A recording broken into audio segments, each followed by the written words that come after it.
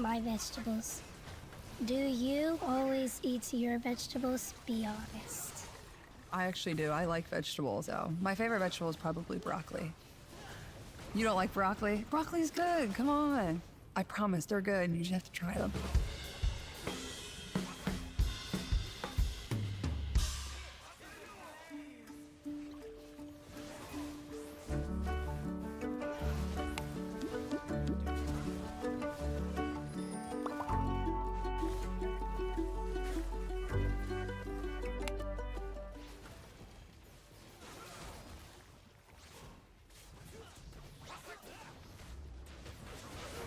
What's up, Greg, and welcome back to another episode of Boomers Getting Fooled by AI on Facebook. Gang, there is an epidemic going on right now. While we all grew up with our parents telling us not to believe everything we read online, it is now time for us to return the faith. It is time for us to warn them that 90% of the content they see on Facebook is not real. All this started for me when I got this image on my timeline. Now, to the average person, this might look like your average great photograph. After all, dogs do this sort of thing all the time. But being the internet sleuth that I am, I was a little bit skeptical. For one, what are the dogs doing right here? Like, what is that? Are they chewing up some kind of pillow or animal carcass or something? Hey guys, my 6 golden retrievers paused in the middle of tearing apart a deer carcass to pose like this completely unprompted. I gotta admit, this is a pretty great photograph, but also I am very scared. I'm worried they're performing some kind of ritual. So this image doesn't seem right with me, but nobody else in the comments seemed to notice it was weird looking, so maybe I'm just crazy. Connie said, absolutely gorgeous. And then someone replied to that and said, you looking good in your picture. And a great comment. Whoa, dude. What? What a weird time to shoot your shot, dude. That was so out of the blue. Yeah, and actually, you know what's hotter than those dogs? You. And your comment. Hotter than the dogs? There's other weird parts of this image, like this dog that's either sitting on another dog or melted into another dog, but it is by far not the worst image on this account. You know, they say some people's dogs look exactly like their owners, and I think this is a great and terrifying example of that. There's a mix of responses on this image. Somebody should call the cops. Absolutely love. Creepy. Okay. Kinda mean. Look, I think we can all agree it's a terrifying image, but that baby did not choose to be born half dog, okay? He was probably cursed by a witch. Please be nice to him, he has enough to deal with. Plus, you haven't even seen this full image. You'd be really creeped out if you saw that this dog actually has human feet and ass. As I began to click on these AI-generated photos on Facebook, I started to get recommended them more and more to the point where now, when I go on Facebook, it's pretty much just AI-generated content. This is another account that I found that posts images like this. It always seems to be a child sculpting something very impressive out of trash. And the people in the comments just eat this stuff up, dude. Great work, keep it up, great talent. Nice one, thanks. What do you mean, thanks? Did you ask the kid to build this? Oh, finally! The kid I hired to build me a car is done with it. I can't wait to drive it around. I am 2 feet tall and a caveman, so this is perfect for me. All of the images in this genre give off the vibe of like, oh, look at this poor kid. He probably lives in a rural African country. He's probably poor, doesn't have many resources. But despite all that, somehow he is an incredible sculptor. Somehow he's defied looks so all cartoonish. logic and found 1 million cloves of garlic to recreate the Titanic with. Could you do us a favor, guys, and just toss him a like? Could you just do it or he'll cry? They're like baiting you into feeling bad for them and thinking they're cute so that you'll engage with the picture, obviously encouraging them. But I gotta say, honestly, this kid, I don't feel bad for him at all. This kid has so much garlic. This kid is like a garlic kingpin. You know this isn't all of his garlic either. He's probably got a garlic Lamborghini, a garlic mansion where he parks this garlic yacht. He's living better than me. This dude is the garlic Mr. Beast. Not to mention, he's way more defended against vampire attacks than any of us. Great work, beautiful artwork. Where does he get all this garlic from? Okay, it is nice to see people questioning the validity of this image. Part of me does kind of think that they're not actually questioning whether the image is real or not. They just legitimately think that he got the garlic through nefarious That is means actually or something. I'm asking myself the a same mental disorder if question, you and think garlic that was is real. expensive. They're turning on the kid. Thief! A garlic thief! That'd be This wild. kid is stealing garlic from people who need it. Must have some pretty big pockets to steal all that garlic, young man. That must be why your arms are so long. You use them for sneaking and stealing. I'm Sam, and I made this from real wood. Great job, Sam. Totally normal house. Has all the features of a regular house. Nothing more and nothing less. Guys, toss Sam a like if you don't think his house is going to eat him. I'm trying to figure out what was happening here. How did the AI come up with this? Do you think the prompt was like kids standing in front of a little kid house? And the AI was like, little kid house, huh? Say no more, I know what that means. It's obviously a house with the soul of a small child imbued within it. It's beautiful and so well designed. Yeah, I mean, honestly, aside from the fact that there's no way to get in or out of the house, it's the most beautiful sentient house I've ever seen. I collected bananas to sculpt this bunny. And this person says, you know, you can eat them too. Those bananas you're using to sculpt the bunny, you might think that God just placed them here on Earth to sculpt with. But take off the outer peel and you'll be surprised. Now, I gotta say that usually I would agree with this person, but these bananas actually do not look edible. I don't know what's going on here, but these are not normal bananas. In fact, this whole thing kind of just looks like one mutated banana melted together. I don't even think this kid sculpted this. He just found a banana that already looked like a bunny. Wow, look at this kid. He sculpted Jesus sitting on a whale out of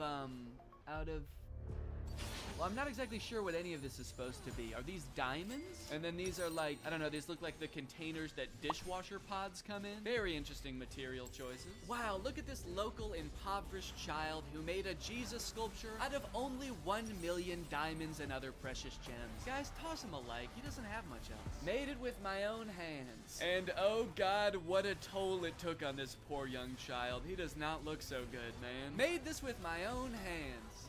And eyes. He took my fucking eyes! Now, all things considered, these images I've shown you so far are actually pretty tame. And the deeper and deeper you go into these accounts, the more insane they get. It's like they had a prompt that they used to generate the first few images, and then they just keep adding on to that prompt, making it longer and longer. But before I show you those images, I do want to take a moment to talk about today's sponsor, Opera. Opera is a browser that puts all default browsers to shame with its fun look and a ton of great features. And it's actually the browser I used to browse Facebook for this entire video, and let me just say, this thing browses Facebook like nobody's business. Just like AI images on Facebook, another thing ruining the usability of the internet is ads, plastered all over an article you're trying to read, trying to pry your attention away from what you're doing. I feel like I need blinders on sometimes when I'm using the internet. But Opera has an ad blocker built right into the browser. Just switch it on with one click, and suddenly web pages look so much nicer. Not to mention the fact that they also actually run smoother and faster with the ad blocker turned on. Like to listen to music while you're working? Who doesn't? I would be listening to music right now if I wasn't filming this video.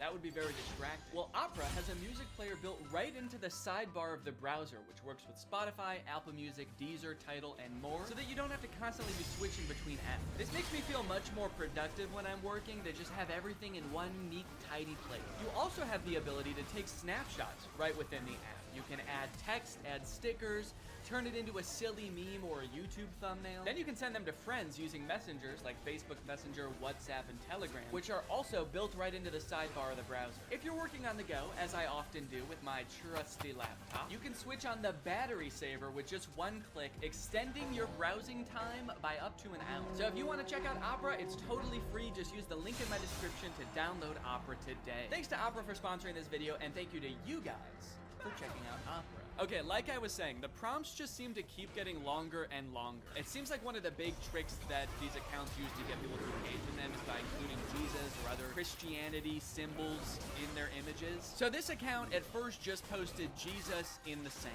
This guy sculpted this gigantic Jesus thing. Everybody thinks it's beautiful. The caption is, "Why don't pictures like this ever trend?" Clearly baiting people to engage with it and like the picture. But then after Sand Jesus, I saw Sand Jesus. Don't upload your videos to YouTube. Upload to Restream, where we will live stream it to YouTube and all your platforms at once. Get ready for 5 times more engagement and views. Oh, the algorithms love streams and engagement, rewarding you with even more views. While you, sure that works, upload and stream from Restream.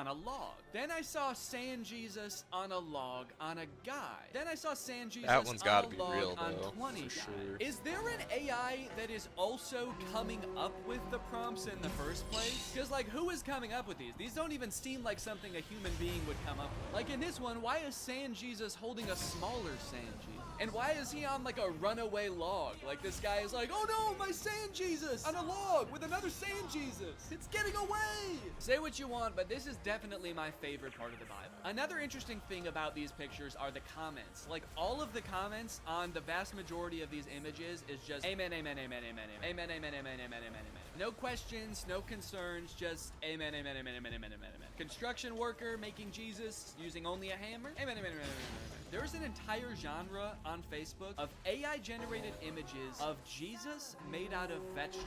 And then show this on the screen with like a scary sound effect. Dun, dun. And you'll never guess what the comments are. Amen, amen, amen, amen, amen. On these images, you will not find a single comment questioning what is going on here. Has this always been a thing? I don't think I've ever seen anything like this before. No one's questioning why these kids' hands are facing the wrong way, why, if he is made out of vegetables, are his eyes so blue and lifelike? And obviously, I'm not trying to make fun of Christianity at all here. If anything, I think these pictures are kind of disrespectful to Christianity, because they're just like using these fake, ridiculous images to bait people into engaging with their profile so that they make money. But you should already know by now, it gets worse. It gets way worse than vegetable Jesus, dude. You got crab Jesus, you got shrimp Jesus, and of course you have another shrimp Jesus.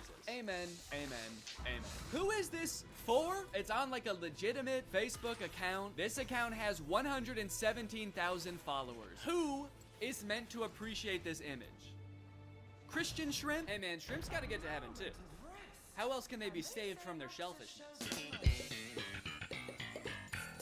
I'm convinced that there is not a human running this account at all. I think this account was conceived of, created, and is currently run by an AI. There was never a human involved. And not only that, I'm also starting to suspect that the comments are also bots. There is no other explanation for the amount of engagement on these pictures, and like serious engagement. And also all the comments are like saying the same things, and they're all very generic. So it feels very bot-like. So if that is true, then technology has created a corner of the internet where an AI is interacting with another AI, and they both think the other one is a human. Does that not just feel wrong? Like, I kind of feel like a third wheel just being on this. There's some Learning that poor AIs fucking a coal mine interact with who had to make other that AIs the energy. without humans watching at all feels like learning that, like, ghosts hunt other ghosts.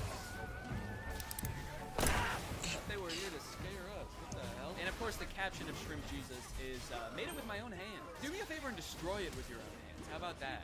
Can you unmake it, please? Another popular thing for them to add into these images seems to be flight attendants. There is a lot There's of actually, flight like, nothing we can do against centric that AI-generated team. images, It's so oftentimes insane. with Jesus as well. And I'm assuming that whatever this account started off posting was more tame than this, like it kind of made sense. The caption is beautiful cabin crew, Scarlett Johansson. So I don't know if it had something to do with Scarlett Johansson on a flight or something, and then the AI just kept changing the Want to know more about you? Like, a lot more?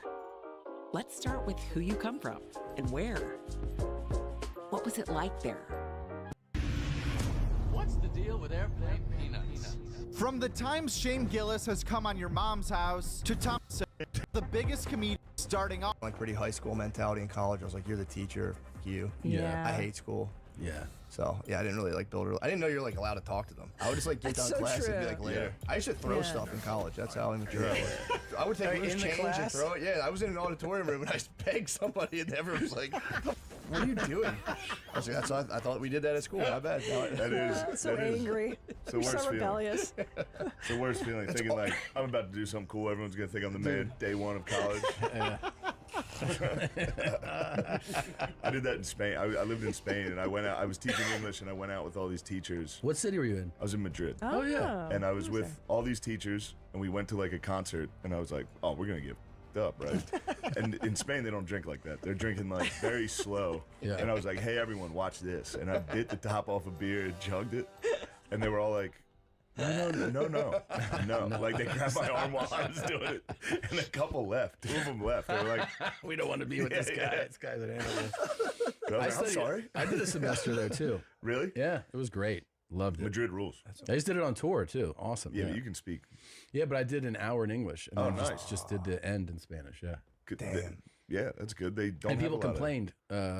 The Americans that were at the show, they were like, "What the f was up with the Spanish part?" And I was like, "We're in Madrid.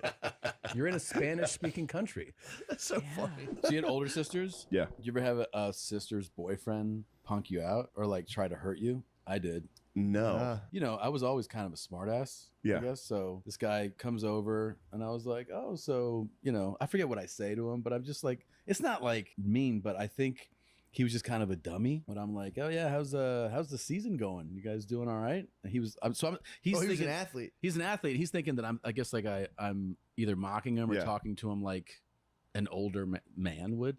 Yeah. And he was like, he just kind of You were looked at me cleaning the gun the whole time. and yeah, and Nerf then gun? nobody else was. Sorry, that's from me plopping on the couch. The couch is against the wall. It's usually. But everyone is out of the room. Like so it was just me and him for a second. He just looked at me and just real quick just punched me in the stomach. Oh shit! Yeah. What a beast! Yeah. Dude. Yeah. I fucking cried. I cried. I was like, ugh.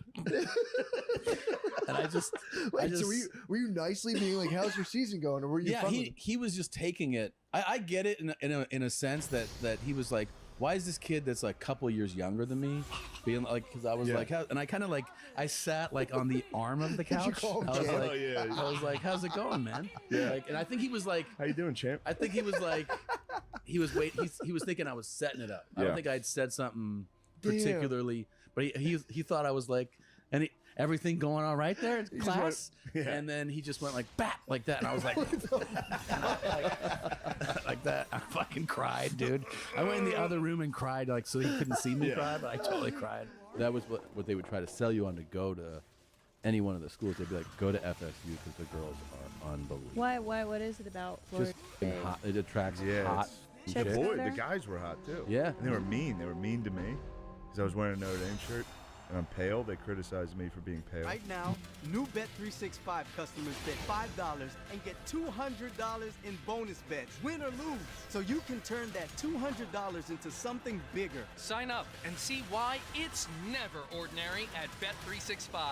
See these power poles here, they had lights on them, but everything's been ripped out of them and stolen to sell. People really need money here, so they'll do whatever it takes. We had to land on mud runway. There's destroyed planes and helicopters lining the sides of the runway.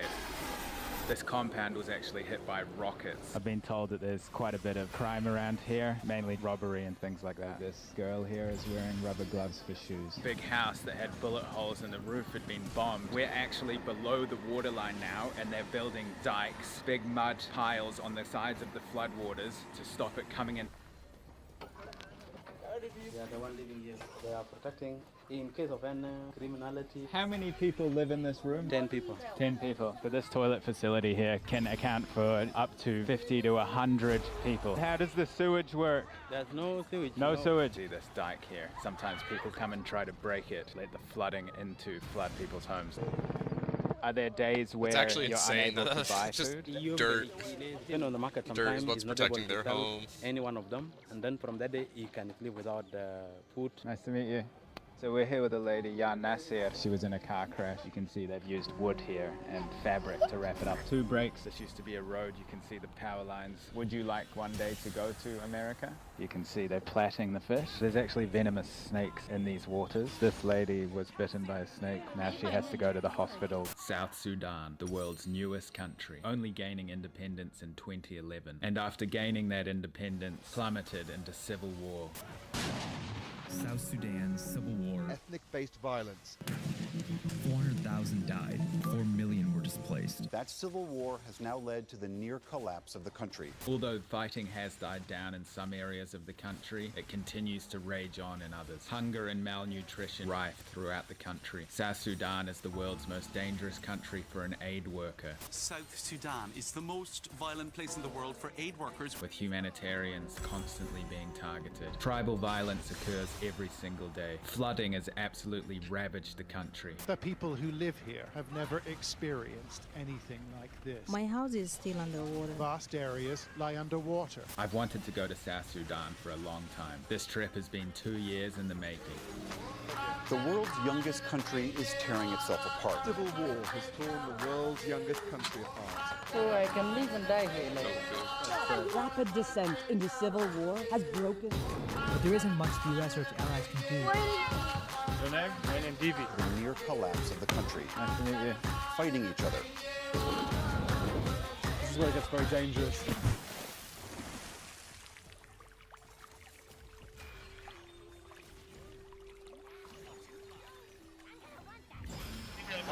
How are you? How are you? You're good?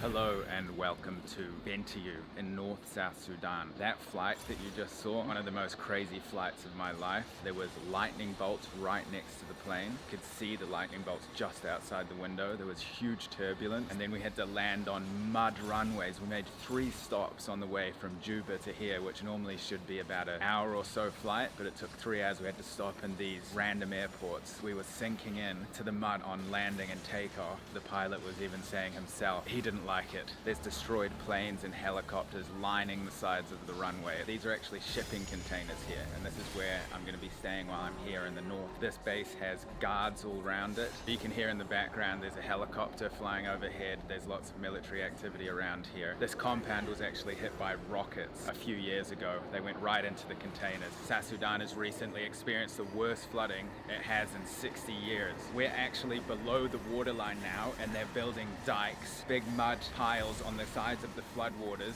to stop it coming into this compound and the rest of the camp. Majority of the people are living in makeshift camps that are actually protected because they're fearful of being killed. What sadly has been tearing apart South Sudan for many years now has been tribal violence. Many of the people living here have fled where they live out in other regions. They come here for fear of their own lives. But even here, yesterday, somebody was killed. Another thing that's out to get people here is malaria. One of the security advisors that I've been working with in South Sudan came down with malaria, was rushed to the hospital. 2 other people here were taken down with malaria. And so you can see this environment is absolutely hostile. Everything's really out to get you.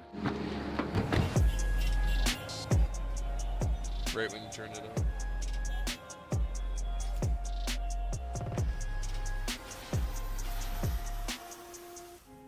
Just this crashed plane here. That's the engine sitting on the ground. A crazy environment, just so barren, so many humanitarian vehicles. So we're basically on protected land by piles of dirt, essentially. This is just this wasteland kind of place, just with huge camps from people fleeing violence. It's not a nice environment.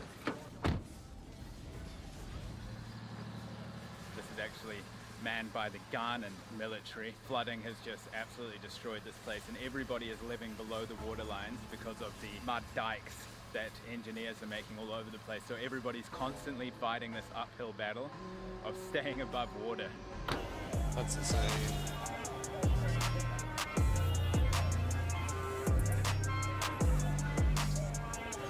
Because there's no shot that doesn't need like constant maintenance. So we've come to Bentiu town center here. You can see that big house that had bullet holes in the roof had been bombed. That's actually from the Civil War, so back in 2014. This place was rife with armed conflict, fighting on these streets. Most of the buildings were destroyed. We went past supermarkets that have been burnt down. Most of South Sudan does not have paved roads. That's why it takes so long to get anywhere. There's only 200 to 300 kilometers of paved roads in the entire country. When it rains, it turns to mud, so you're just stranded in random places. This is extreme living here. Okay, so I've met a young man called Sulema. Suleiman, yes, my name is Suleiman. Sulema, and how old are you, Sulema? I'm 19. 19? Yes. Young man? Yes. Right. And how is life here? Life is good, no problem. It's good, no problem? Yes. Last year we have a flood, but now it's no problem. Where do you live? In a camp? No, I'm living here in Bantu town. But most people live in camps, right? Yes, yes. Were you here during the crisis and the war? Yeah, I was here. What was that like? But now it is, alhamdulillah, we get peace. Is it easy to find food and things here, or do some people have problem finding food? Some people have a problem, but the problem will never be permanent. It will be temporary. Okay. You're a very positive man. Yes, yes. So this is your shop? Yes, this is my shop. I'm working here. Do you get much business here? Yes. I'm working here something like 3 years. 3 years working. I get something like $100. $100 a month? Yes. It's pretty good, right? Yes. This is American rappers? 6ix9ine. Yes. You like it? Rapper, yeah. You like him? Yeah, I like him. I like to watch the videos on YouTube. Okay. Do you...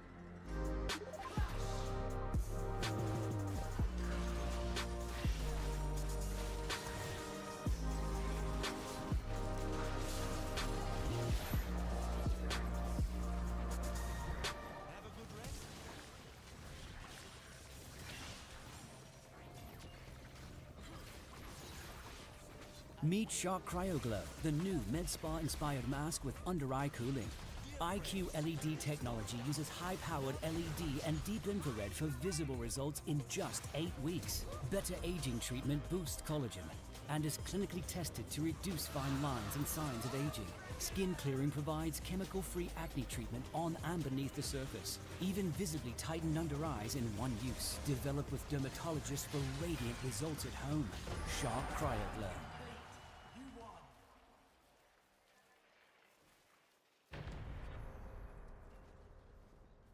This man is not stopping. Don't do it again, mate. Honestly, don't do it again. We are the counter-revolution.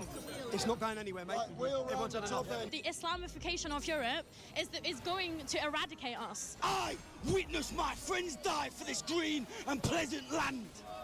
And we are here to take it back. The police have now entered into the crowd. An uprising is set to take place here in the United Kingdom. Some may even say it is the beginning of a revolution.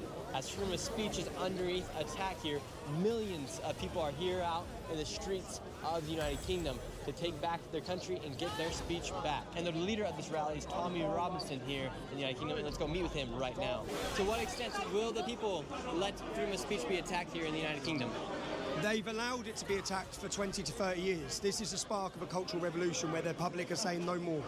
We're fed up of your hate speech laws. We're fed because hate speech laws aren't used against everyone. They're used against British people, and they're used to try and silence us and stop us criticising government failure. That's what they're used for, or speaking out about the crimes by people imported into our nation by globalist agendas. So we want to be free to speak. You know, there's an Islamophobia bill that this government are trying to pass. If they're successful, we won't be able to tell the world about the rape of our daughters by Muslim gangs. It will prevent us even speaking about it. There is no free speech, just Americans understand. There's only one place in the world that has free speech, it's the United States of America, and there's only some people who are fighting for free speech, and none of them are in our parliament. It's J.D. Vance, it's Donald Trump, and it's Elon Musk.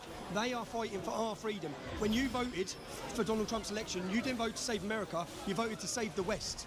We only have a fighting chance, and you know, hope is contagious. What you're going to see today is going to instill hope across every European citizen. We're under attack, Christianity's under attack, we're being replaced, and we're being made to shut up whilst it happens. This will go down as one of the largest rallies in the history of the United Kingdom, potentially the largest. And yes, and just a few days ago was the assassination of Charlie Kirk, and what you guys are doing here is going to open the mic of millions of people, not only here. Charlie Kirk said, follow courage, and he has inspired a generation, and in his death, he is going to continue to inspire a generation. You will see a beautiful moment today where we honour his life. You have people coming from all over the world here today, and you have quite literally millions of people here on the streets of London. The streets are completely filled. Do you guys feel like freedom of speech is underneath attack here? Yes, I think we should be able to have freedom of speech without being called racist at the end of the day. And what will happen if you guys do not get your freedom of speech back? If you guys cannot just post on Instagram? That'll never happen. We'll always have freedom of speech. Look at today. Look at today. You're never going to stop us. Freedom of speech. Let it happen. But if we do, we'll turn into a communist country. And are you guys ready to start a revolt and to start a war if necessary? The revolution has already begun.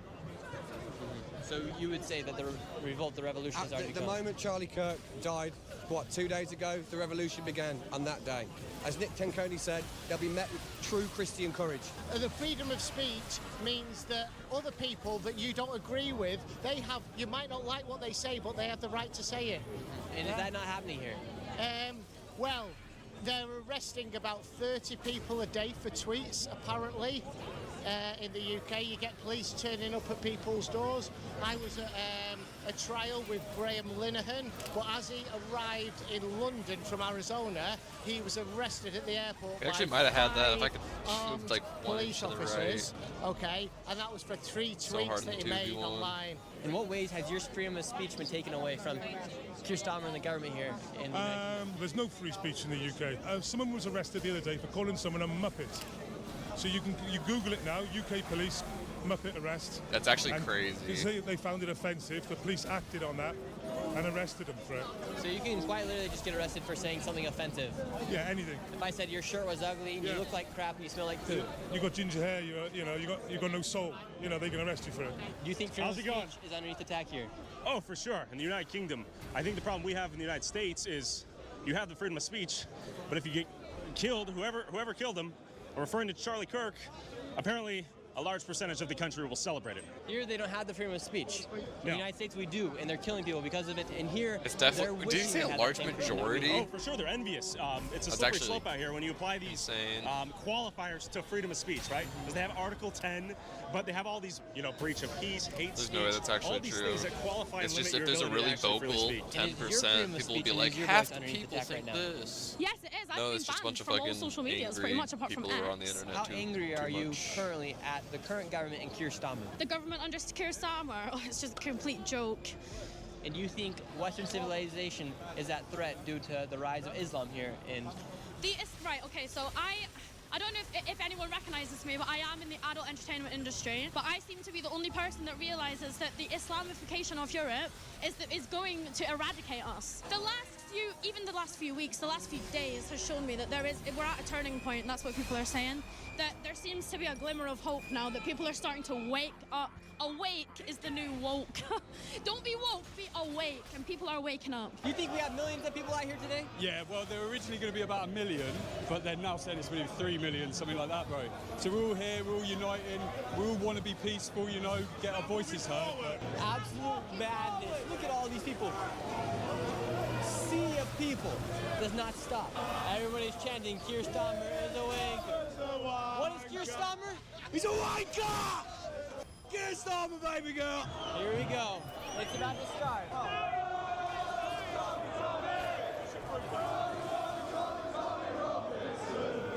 Tommy now has arrived to the rally. You can hear the shouts of Tommy Robinson, and people are ready to make a shift here in the United Kingdom.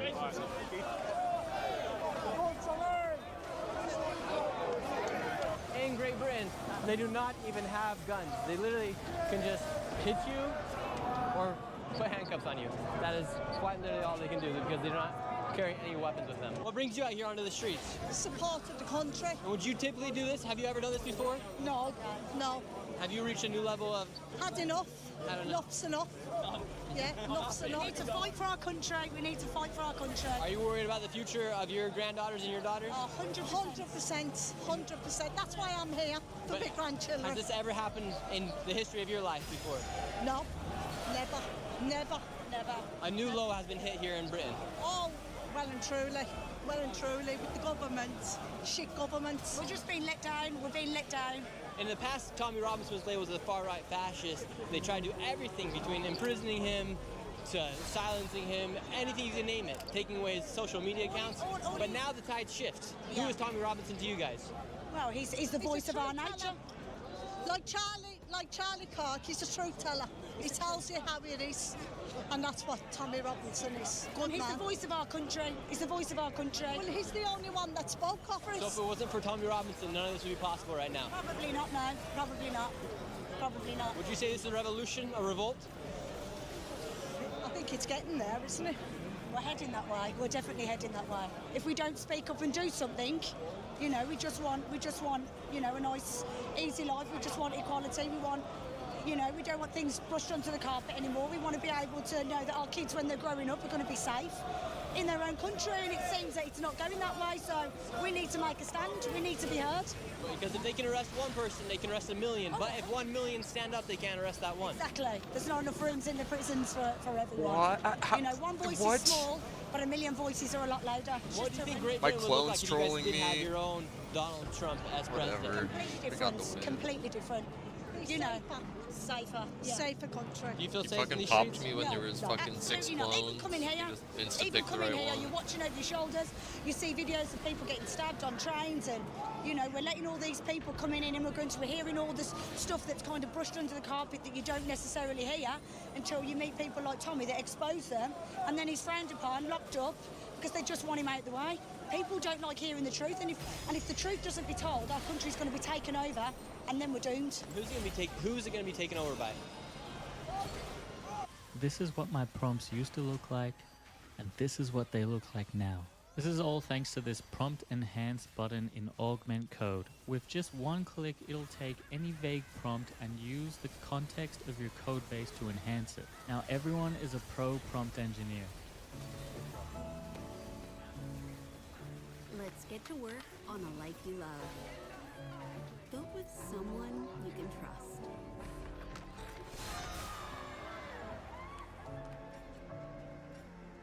Wow. You're afraid to say it? Yeah. You're afraid to say it because... It's going to become an Islamic country. It's all about Islam, it's all about the Sharia law, and that's what petrifies us. We're Great Britain, we're called Great Britain. They want to take our country, there's nothing but badness that comes out of it, and this is why we are where we are today. This sign right here says, if you leave your children a world where you never stood up, they'll inherit one where they can't. If people here in Great Britain feel like their freedom of speech is being taken, it very much is so, as people are being arrested for things such as just social media posts. That's very true. This flag right here says the rape of Britain, with migrants checking into hotels, people with their voices being taped, girls on the back of motorcycles with people with their masks and faces covered. We are truly in unprecedented times right now. We're outside of the House of Parliament here in London. Tommy Robinson is leading the rally. People are upset with the freedom of speech essentially being gone here. People are standing up in levels and numbers like never before. Now Tommy's coming up right now. We're going to interview him while he leads the group here in London. But before that, I want to tell you guys about the sponsor of this video, Opus Clip. What used to just be an AI clipper has now become the most powerful AI growth tool for creators. Right now, over 10 million creators use Opus Clip, and over 60 billion views.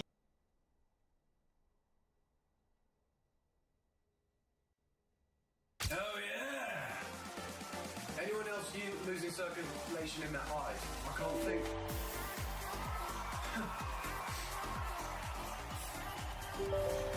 Oh, my mask. Look at the top of his head! You guys are never gonna guess where I've just come back from. Take it in, have a look. Yes, those who said a funeral, you're correct.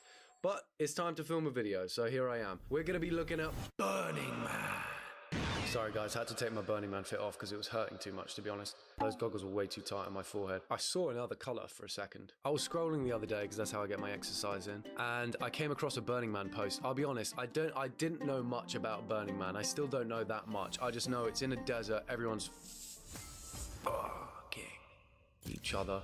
There's dust everywhere. That's pretty much all I knew. I saw this post and I was like, damn. Let me deep dive that, and I was in shock. Let me give you a little live reaction of what happened when I saw this the other day. An orgy dome? What? That's epic. Oh no, the orgy dome collapsed. And then I zoomed in a little bit because my attention span is very small, and this is what I saw.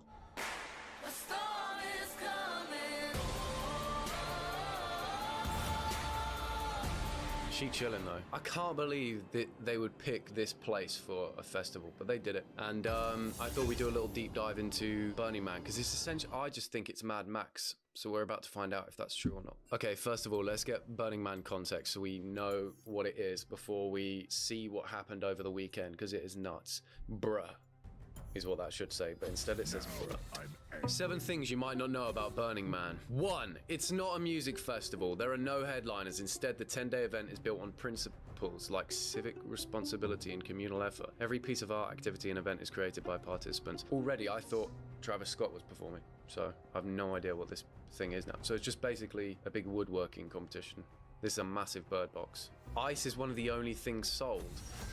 Despite its gift-only economy where money isn't exchanged and people freely give things away, ice is sold because it's essential in the desert heat and requires heavy equipment to keep frozen. Profits are reinvested in supporting nearby towns and communities. So it is Mad Max, but instead of oil, which they pump out of the man's breast, I think, it's just ice. So it's very simple. It began in San Francisco. The very first one took place in 1986 when Larry Harvey and Jerry James burned a wooden figure on a Baker Beach. How do you go from that look? Okay, here's a home truth. I found a dead squirrel under one of my friend's trampolines and I picked it up. And the squirrel was so solid and I got such an epic photo of holding it like this. I didn't turn that into a festival is what I'm trying to say. That was just a beautiful moment between friends. Why have they turned burning a wooden figure on a beach into a festival? I think it's got out of hand. It becomes one of the biggest cities in NV, Nevada. Each year, participants known as burners construct a pop-up city in the Nevada desert called Black Rock City. For 1 week, it becomes home to more than 70,000 people, making it one of the largest cities in Nevada. You know what? This is sounding pretty cool. It's kind of like Dune, Mad Max. It's futuristic. It's like a dystopian Blade Runner interlinked, like that sort of thing, you know? BRC centers around the man. Oh, epic. It's got a shortening. BRC instead of Burning Man. Wait, what? BRC? Why did I think BRC would be Burning Man? Around the man. So the man. Oh, the man they burnt on the beach all those years ago, just like the squirrel. The Department of Public Works. Oh, that's what it is. No, Department of Public Works. What? A volunteer team that sets up BRC lays out arced streets that all center on the giant wooden man, which is burned at the end of the festival. It's just like Milton Keynes in the UK, really. Burning Man has its own airport. What? Recognized by the FAA in 2009, the temporary airport permits chartered flights to land directly on the Playa, a flat desert basin where Burning Man takes place every year. Okay, I'm actually learning so much. All of the other information I had is that pouring out of this here because there's only so much I can hold. Oh no, there goes the ability to wipe my ass. Oh, I still got the ability to lick it though, don't worry. The Playa isn't sand. While the dry desert ground may resemble sand, it is actually a dried up lake bed filled with alkaline dust. Because of this, so you need, it's alkaline, so that's going to throw off your pH balance. So girlies, make sure you bring in pickle water, because it's acidic, and make sure you got that Femme Fresh on. Because of this, dust storms can blanket the city for hours, lifting the fine dust and creating whiteout conditions, and if it rains, the dust storm turns into a thick, sticky mud. Imagine witnessing a storm turn into yogurt before your very eyes. I'd freak out too, and then all you can see is the man covered in yogurt. Okay, so now we've got the context on Burning Man. I'm more smarter than I've ever been. Actually, I kind of understand why conspiracy theorists wear these. I feel healthier already. My balls are filled with more testosterone than ever because the 5G cell towers can't get to me. And it moves around as well. It finds your weak spots. No, it's found my weak spot. It's on my weak spot. It's actually crazy how much this one person has absorbed the fucking news cycle.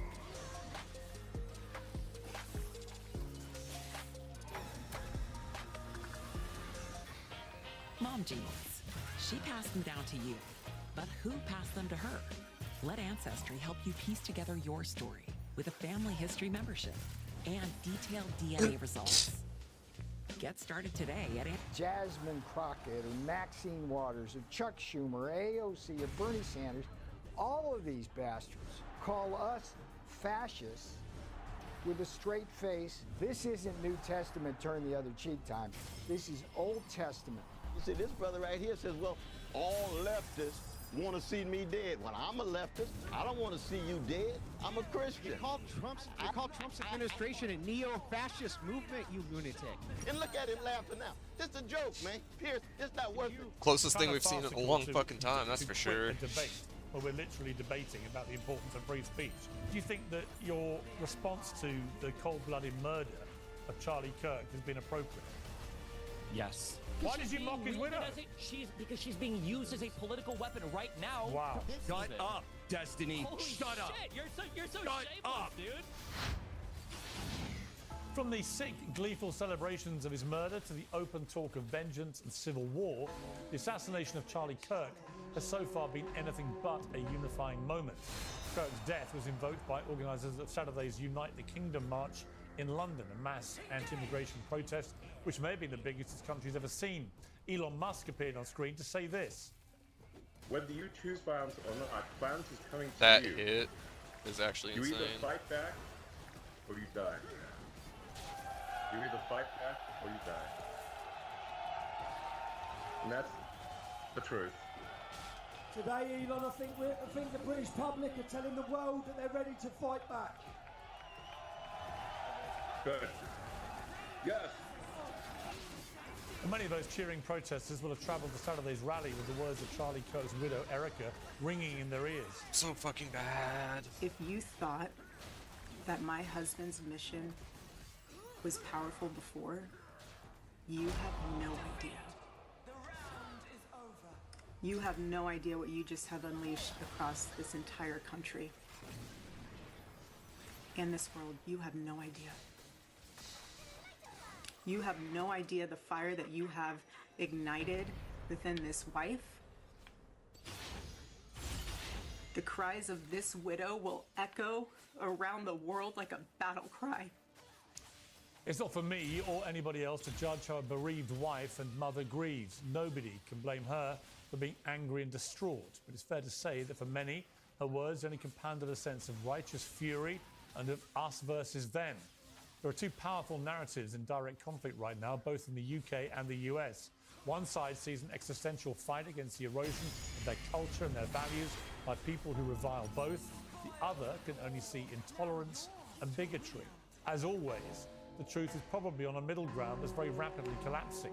But so too is the moral high ground of those on the left who cling to the idea that hatred and division are only conservative problems. Rabble-rousing rapper Bob Vylan smeared Charlie Kirk at a gig this weekend and then issued a cowardly denial. Yo, real quick. At no point during yesterday's show was Charlie Kirk's death celebrated. At no point whatsoever. I want to dedicate this next one to an absolute piece of shit of a human being. The pronouns were. I did call him a piece of shit, that much is true. But at no point was his death celebrated. If it was, go find me a quote. Because if you chat shit, you will get banned! Rest in peace, Charlie Kirk, a piece of shit! Shameful and pathetic, and it turned out a shocking liar too. We all saw very clearly what Vylan said and did. Now, he doesn't even have the balls to stand by it. People like Bob Vylan want you to believe that they are the good guys who only want peace and compromise. The fact is, they're as much to blame for this precarious state of division as the very people they think they're so much better than. In a moment, we'll debate all this with a stellar panel. We'll begin with Peter Navarro, President Trump's senior counselor for trade, and also the new book, I Went to Prison, So You Won't Have to. Peter Navarro, thank you very much indeed for joining me on Uncensored. When you hear a rapper, it's good to have you, albeit in a shocking week, frankly. The last 7 days, I think, have shocked everybody. When you see a rap star brazenly celebrating the death of Charlie Kirk and then pretending that he hadn't, what does that tell you about some of the reaction to his death? Accessory after the fact in the case of him. Here's the thing, Piers, and this is what's so disturbing. I want people around the world to understand that this is not a symmetric war, left versus right. There's a disturbing trend towards asymmetries in terms of what happened. Now, you think about this horrible, horrible assassination of Charlie Kirk. That's one in a series, and the worst in the series, but it's just one in a series of attacks on the right by the left, going back to the ascendance of Donald Trump in 2016. And let me break that down for you. I was in the White House for 4 years during the Trump term. I was one of the two other people who served the president the whole time. Piers, virtually every person at the senior level I served with was a target in the ensuing years by the left. Myself, Steve Bannon, went to prison defending the Constitution. Both of us were sent. Everyone involved in sending us to prison was a Democrat. You had 4 attempts in different courtrooms to put Donald Trump in prison, interfere with his election, and 2 assassination attempts on Donald Trump. You have Charlie Kirk murdered in cold blood, and then others. I was here, 9/11 is a very sacred day for us here. I'm in New York City. I came up for the reading of the names of the people who perished in that horrible attack, and Rudy Giuliani was sitting there in the front row in front of me. He'd just been in a terrible accident. His T9 thoracic spine was crushed, but he was there. Just and the ult left the squishy, has bankrupted dude.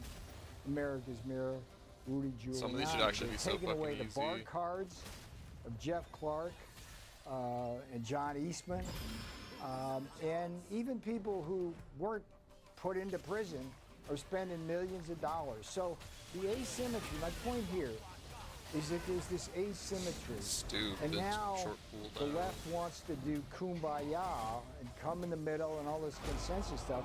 And my message to them, it's why I wrote this book.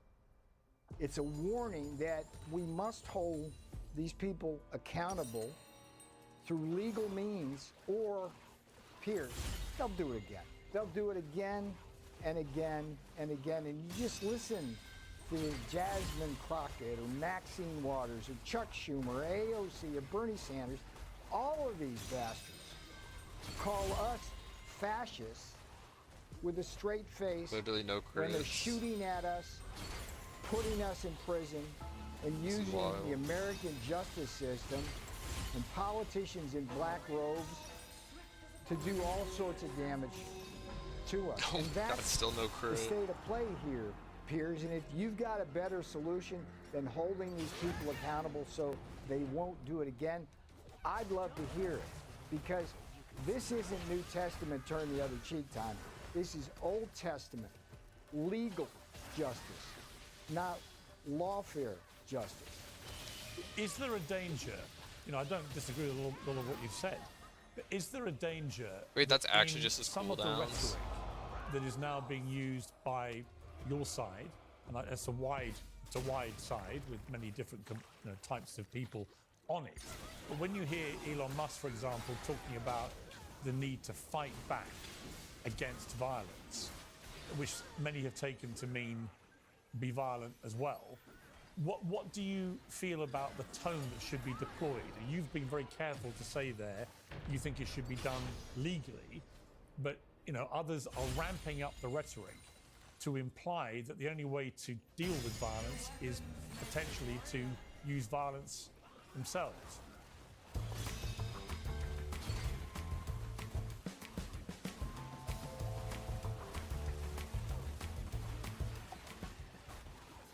Ready? I think so. You think so? Come on, Muggs. Yes or no answer. Mark Kerr, a man on a mission. U.S. national debt is more than 30. For people, 898. Well, a couple of things to say. I think it's extremely important for people to measure their words. I mean, I'm seeing now coverage on the left of this, and as they call for kumbaya and things like that, and mourn the loss of Charlie Kirk, there's always a but. There's always a but, whether it's the New York Times or some rapper or anything in between. As soon as you put that but in there, that's a signal to the left that it's okay to kill people. It's subtle, but it's a signal. So we've got to be very careful there. Now, to Mr. Musk, Elon, come on, let's get real, brother. X is the biggest cesspool of violent rhetoric in the country other than Facebook. And if you want to make a real contribution, Elon, clean that damn thing up. Old and I'll tell you, boomer Piers, yells at trees. here's what should be done on X and Facebook and everywhere else. No more anonymity. No more hiding behind the mask of anonymity on social media. You have to respect the idea that if you won't say something to somebody's face in a civil setting, then you damn well shouldn't be allowed to say it on X or Facebook or Instagram. And right now, the toxicity level of social media is beyond the pale. And it's not just people in this country who are spewing that. It's like foreigners are swarming right now our social media propagators. The Department of Justice said clearly, senior White House advisors like me should not honor a congressional subpoena because of a concept known as executive privilege. That's the idea that confidential communications between advisors like me and a president are protected by executive privilege, which is something that goes back to George Washington. And I wind up going through a process where a Democrat majority by straight party lines in the House holds me in contempt. It goes to a Justice Department run by Democrats, Merrick Garland on down. Are you the hunter? And it's a misdemeanor, Piers, mind you. And rather than simply call me up and say, hey, self-surrender, they do a circus raid with 5 armed FBI agents. They take down me and my fiance, who's on the cover here. They perp walk her. Tell CNN in advance that it's going to happen. They make it a big spectacle. And the agent, Walter Giardina, who put me in charge, turns out to be the same guy who greenlit the Steele dossier against President Trump, which was fake. He said it was real, allegedly, whistleblowers. And that spawned the whole Russia hoax. And then Piers, you can't make this up. I go to court thinking, well, look, I did what I was supposed to do. I'll be able to argue that in court. No. The judge, Ahmed Mehta, said, nope, you can't argue that. I had no defense by the time I got into trial. And then the District of Columbia, I don't know if you know this, Piers, but it voted, I think it was 92% for Joe Biden. It's the bluest of blue places in America. The jury pool is drawn from that. The judge allowed anti-Trump people on the jury. They convicted me. And then, rather than let me, again, you can't make this up, rather than let me be free pending appeal, which is always the case in these kind of cases, they denied me that. And so I spent 4 months in a Miami prison. I was there, get this, Piers, the director of the Bureau of Prisons kept me there 42 days longer than the law provides because she could, a Democrat. My case is under appeal. It's going to the Supreme Court. It's like a sleepy case, but it's a landmark constitutional case. And if I lose that case, Piers, every single senior White House advisor going forward, regardless of party, Democrat or Republican, will face the same kind of choice that I had to face, which is honor my oath of office, do my duty, respect executive privilege, risk prison, and wind up in prison as it would turn out, or bend the knee to a Congress which was simply trying to engineer an interference with the election and to try to put Donald Trump in prison. That's what American politics has come down to, sir. Yeah, I just think it's shameful, it's wrong, and it's becoming more violent. Yeah, I think the politicization of the law by everybody, actually, in politics, wherever you are, is just so dangerous because ultimately that is not what the law is supposed to be there for. It's not supposed to be used as a political tool against your opponents. Peter Navarro, it's a fascinating book. I went to prison so you won't have to, but I also found what you said about the Charlie Kirk murder fascinating, and interesting what Elon Musk will say in response to what you said about what he should do with X. So thank you very much indeed for joining me. I appreciate it. I appreciate the time, Piers. Well, join me to discuss that and the wider issue of the Charlie Kirk murder. The host of The Crucible, Andrew Wilson, host and executive producer of The Young Turks, Anna Kasparian, and professor, philosopher and activist Dr. Cornel West. And I'll start with Jack Posobiec, who's the senior editor at Human Events and a close friend of Charlie Kirk. Well, Jack, good to have you on Uncensored. My deepest sympathies to you as one of Charlie's many friends. Absolutely horrific murder, cold blood execution. And we're now seeing all the fallout from this. That's going to be wild.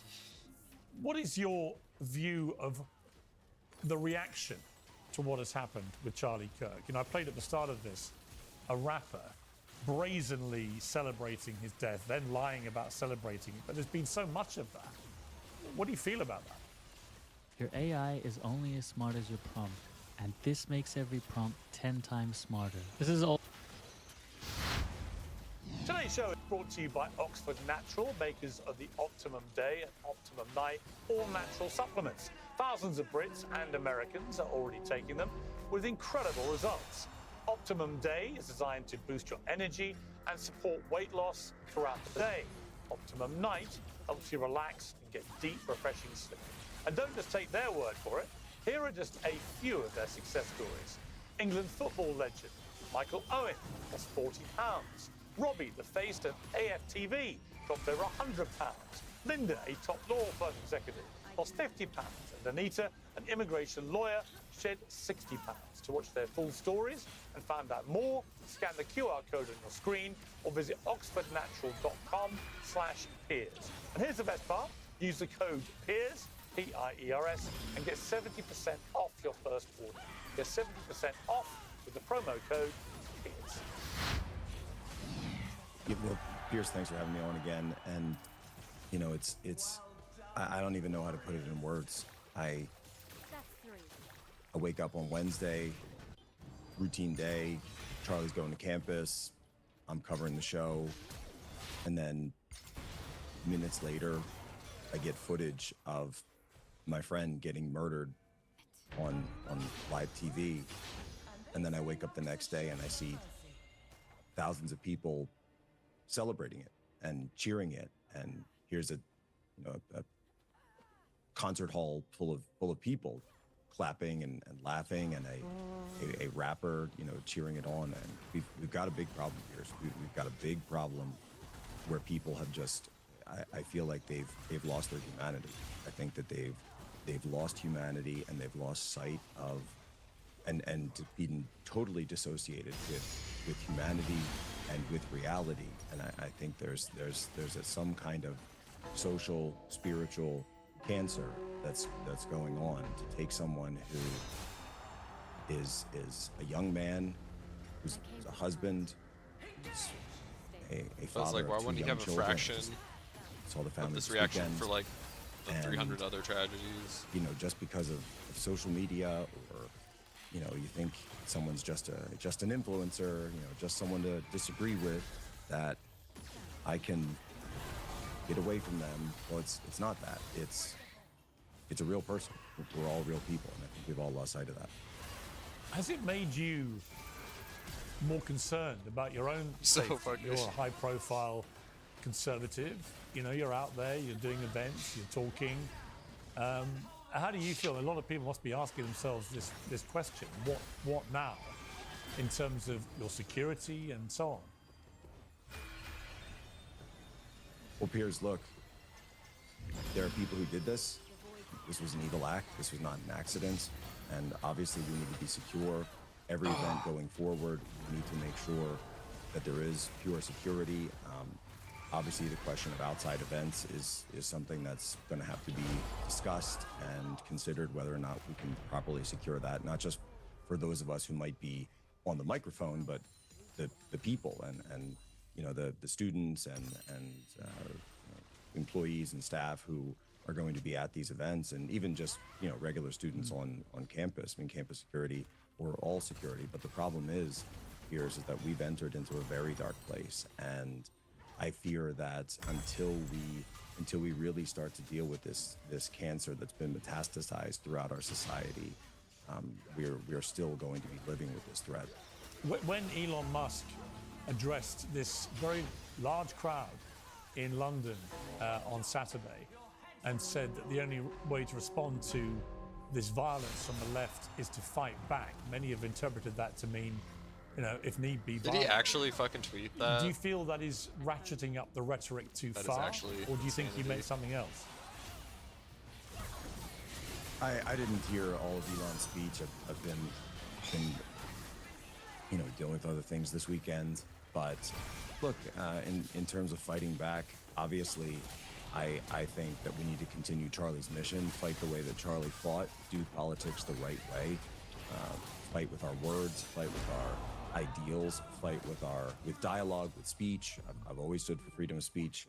Charlie always stood for freedom of speech. And when it comes to anyone who is perpetuating, though, this cancerous ideology, and of course that is perpetuating violence and excusing or encouraging violent ends, then that would cross the barrier, I would say, into law enforcement, and having law enforcement action, local, state, federal, whatever the appropriate manner would be, under color of law, would be, of course, to try to prevent and intervene before one of these horrific acts once again takes place. And of course, we heard FBI director come out this morning and say that there were people who were discussing this in the open even before it took place. Obviously, all of that has to be investigated. But Piers, in the United States, we used to have a huge problem of serial killers and other behavioral issues in society that we dealt with from a national standpoint. And I think we need to really step back, have that conversation, and figure out what the right national, federal response is going to be.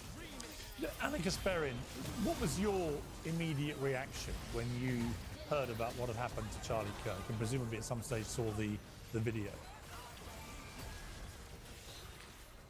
Well, it started with absolute shock, followed by despair, followed by fear of what this means for the country and how things could potentially and very likely devolve further.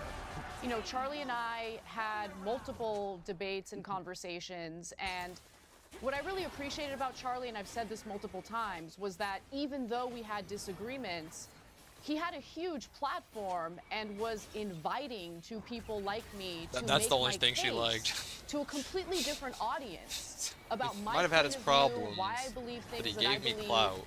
And that's So, what is he is really that supposed to bad? make America great. The ability to live in a pluralistic society where people have differences of opinion but can engage with one another in good faith and make their case. You know, I was recently on Tucker Carlson's show for a pretty lengthy interview, and after that interview ended, Tucker Carlson let me know that Charlie Kirk reached out to him and said that he loved the interview and would like to have me on his show. That's the kind of person Charlie Kirk was. Now, that's not to take away from the things that I vehemently disagreed with him on. But engaging in violence is an act of cowardice. It's what losers do. It's what people who are unable to articulate their arguments effectively resort to. That's my take on what happened to Charlie Kirk. And I have to say, the video of him getting killed was one of the most disgusting, horrific things I've seen, and I can't get that image out of my mind. It's seared in my mind. What is, I mean, thank you for saying what you just said. Very clear. What has been truly shocking to me, not just the murder itself, which was obviously just horrific, as was the video. And I agree, it's very hard to ever lose that image of what happened.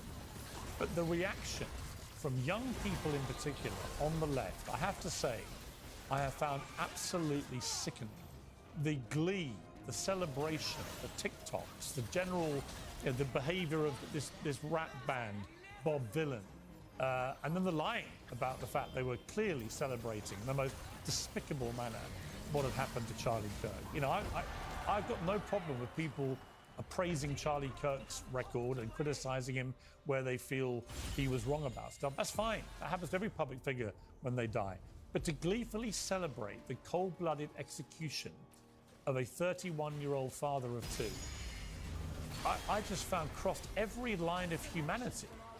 And I guess, Anna, you know, a lot of these young people, you've met a lot of these young people on the left. What is going on with young people on the left? And I'm not just saying, I'm not for a moment saying there aren't young people on the right that have similar mindsets about their opponents. But what is going on with these young people on the woke left who genuinely look at that and think this is something to celebrate? Don't upload your videos to YouTube. Upload to Restream, where we will live stream it to YouTube and all your platforms at once. Get ready for 5 times more engagement and views. Oh, the algorithms love streams and engagement, rewarding you with even more views. While you, sure, that works, upload and stream from Restream. Hello and welcome. We begin with some breaking news. Woke is dead. The war on common sense is officially over. Cancelled celebrities are emerging from jail. Virtue signaling has been outlawed under punishment of mass ridicule. And we are finally free to call a spade a spade. So what was the cause of death? How did the silenced majority finally win? And what exactly is going to take its place? Woke is dead is my definitive story on the rise and fall of woke, as well as the common sense heroes and PC villains who have dominated news and culture across 10 years of madness. It's also my personal roadmap back to a less divided world. A world where we can agree to disagree, where debate triumphs over censorship, and where common sense is king. You will be shocked by how much you agree with me.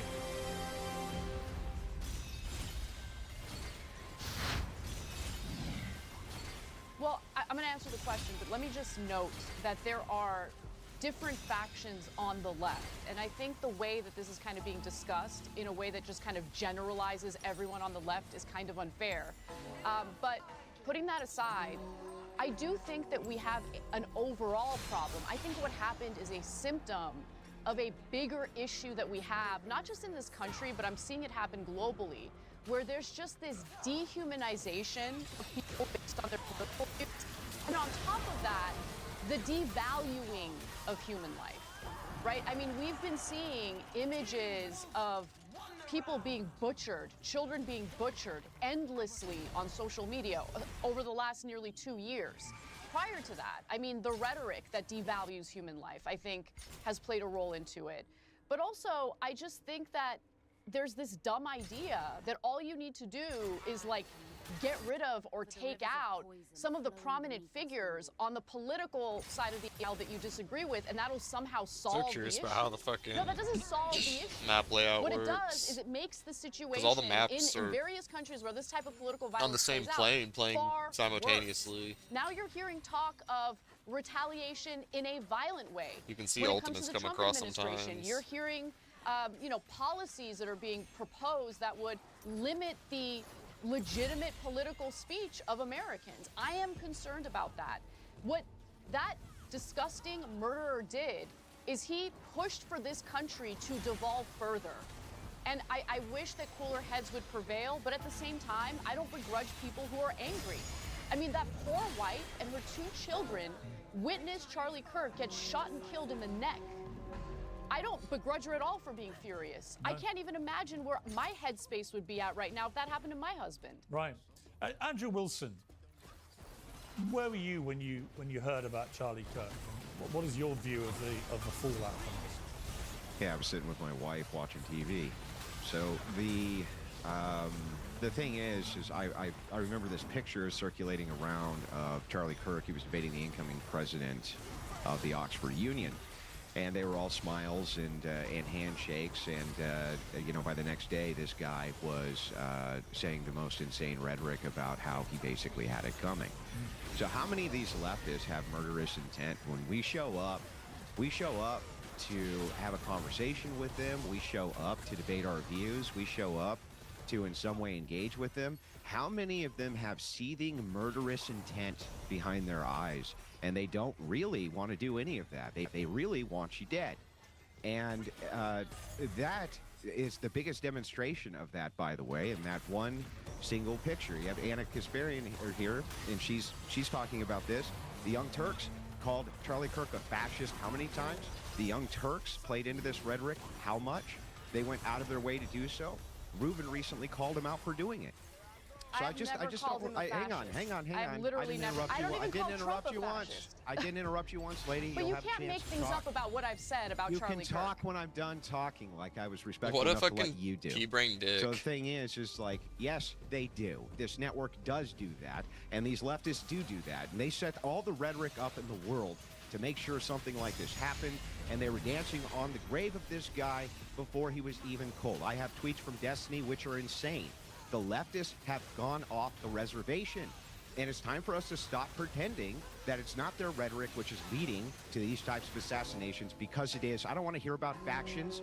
All of you guys are doing this. All of you guys have the same type of rhetoric which leads to this, or the networks you work for do. Well, Anna, let you respond to that before I bring Cornell. I have never called him.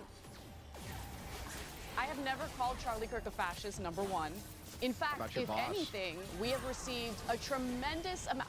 I don't remember I don't remember Cenk calling Charlie Kirk a fascist. In fact, Cenk and I got into a debate about whether or not. Hold on. I don't remember Cenk calling Charlie Kirk a fascist. He called Trump a fascist, and he and I got into a debate about that. But to lump in everyone on the left together, I don't agree with Destiny on anything these days. Destiny is totally unhinged in his rhetoric, 100%. I have been critical of Charlie Kirk's political views, but going around referring to people as Nazis, turning the temperature up, I did not engage in that. So I just want you to at least be fair about what I've actually said about Charlie There's no Kirk. actual reason for us to believe leftists at this point. It's very clear that while they come out with a handshake and wanting to have these conversations, they claim, right? In reality, what they're doing is they have murderous intent, and they'll celebrate you the day that you die. The next day, they'll go after your wife. Thousands of social media accounts going after her wife. I honestly doubt even thousands. About her like, it's poor bad. husband. Yes, it is your side that's doing that. Like it or not, it's your side that's doing that. There's no equivalency between the right and the left on this. Yeah, okay, fine. You're not a leftist. I'm sorry. Are you on the left wing? Are you a Democrat? Are you more of a Democrat than you are a Republican? Do you move towards those types of issues? I'm not a Democrat. I actually registered as an independent. Fine. You register as an independent. Come on, you gotta at least know what my views are if you're gonna attack me. All right, let me bring in. All right, let me bring in. I've been attacked by the left over the last 3 years. All right, let me bring in. No. Look, I've been attacked by the left. No, let me just at least address that. I've been attacked viciously by leftists over the last 3 years because of the fact that I want to engage in this type of dialogue, because of the fact I was willing to sit down with Charlie Kirk and with Tucker Carlson and Ben Shapiro. I'm willing to have conversations, and I don't go around labeling people as fascist and racist and Nazis just because I disagree with them. Just the organization you work for does? At least understand what my political views are. Listen. I'm not going to be blamed for what everyone in that company has to say. Anyone in that company has to say. The I'm head an of that individual. company? We are supposed to judge people based on individuals. He did not go around calling Charlie Kirk a fascist and a Nazi. Saying that you don't have good reasoning skills. If it's the case that you think, oh my God, I'm judging you can't be calling people so Nazis. You can't be calling people Nazis while your boss does all the time. Why are you making that up? You're just making it up. You're just making it up. We're all the same. That's how simple-minded you are. You're all the same. Okay, then everyone on the right is just like Dylan Roof. All right, let me bring in. I want to bring in Cornel West. I want to bring in Cornel West. I want to bring in Cornel. He's been waiting. Please let Cornel come in now. He's been waiting very patiently. Cornel, welcome back to Uncensored, where things are getting incendiary quite quickly. I think the overriding point I would make about the debate we've just been hearing between Andrew and Anna is that there is little doubt to me that the constant rhetoric on the left, the woke left, let me be specific to where I think a lot of the blame lies, ever since Donald Trump came into power in 2016, has been this relentless use of the phrases Hitler, Nazis, fascists about Trump and about Trump supporters. And the problem with constantly saying this as a group, as the woke left have done for, 9 years now, is that eventually it permeates down to young, impressionable minds who genuinely believe. I put curing hepatitis C on my today list.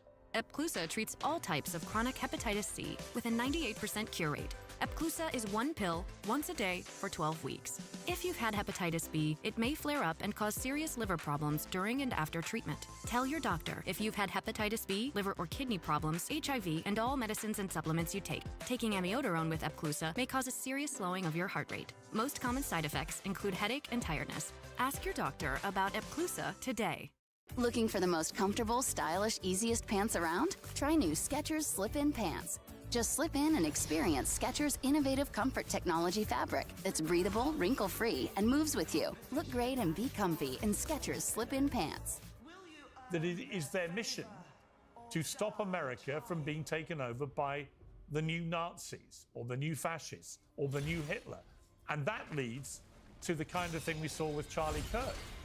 Do you agree that this language, this relentless, in my view, woeful misuse, particularly of the word Nazi, towards Trump and his supporters, this is part of the problem?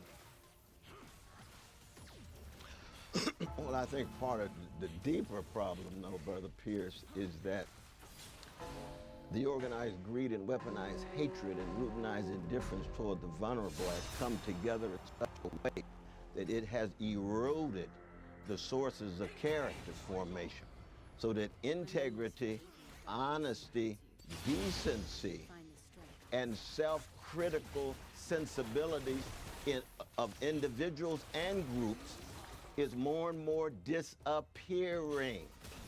So you end up with because hatred itself is promiscuous, just like greed, just like indifference toward the suffering of others. It's promiscuous. It will lie with the left, right, center. It lies with Christians. It lies with Muslims. It lies with Jews. It lies with Buddhists. It lies with Hindus.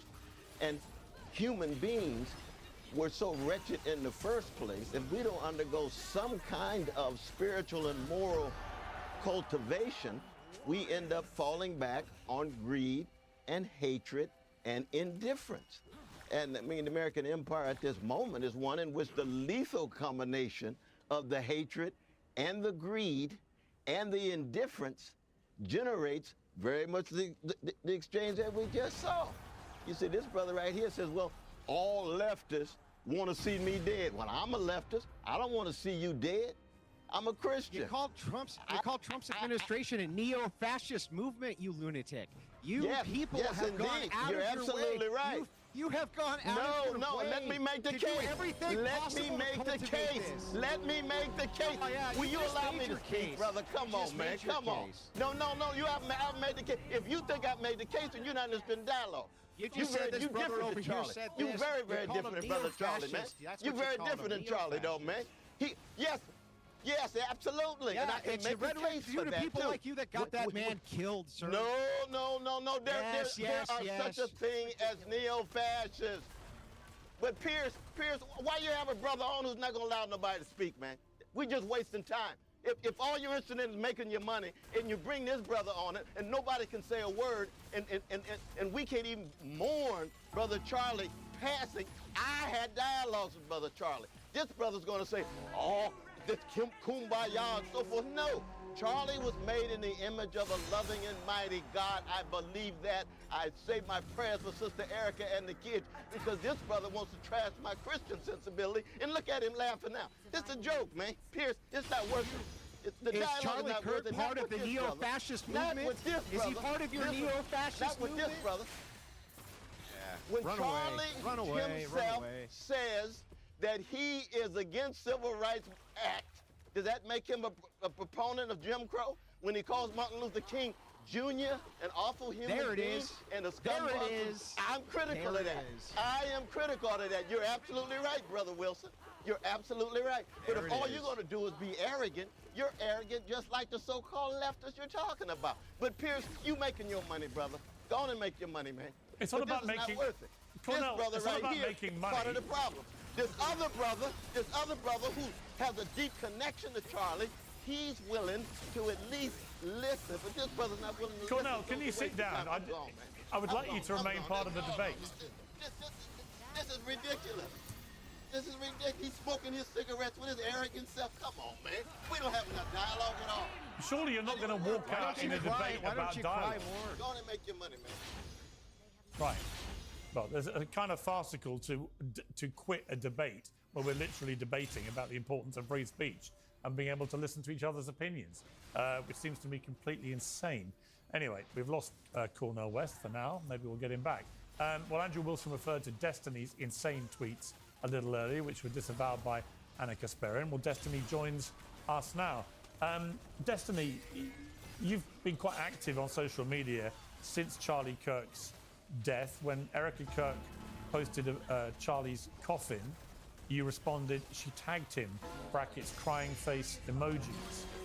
In response to Alina Haber's tweet ordering people to fly their flags a half-mast in memory of Charlie, you posted on X buying flags and poles just to fly them fully erect. And you then posted yesterday, ending every Conservative debate call out I'd do in 2026 with "Don't dodge, bro." That's not what Charlie would have wanted. I mean, do you think that your response to the cold-blooded murder of Charlie Kirk has been appropriate? Yes. I think that the only way this country moves forward into a better world is when conservatives can finally realize that they need to turn the temperature down on their side. We are 10 years into whatever this Trump madness is, and there is not a single mainstream conservative that will call for a lowering of the temperature on their side. I think that liberals need to wake up and finally realize that if they're not willing to do it, it will never come down. If you wanted Charlie Kirk to be alive, Donald Trump shouldn't have been president for the second term. Every time he's in office, this happens. People joked about when Biden came in, it was so boring, nothing was going on.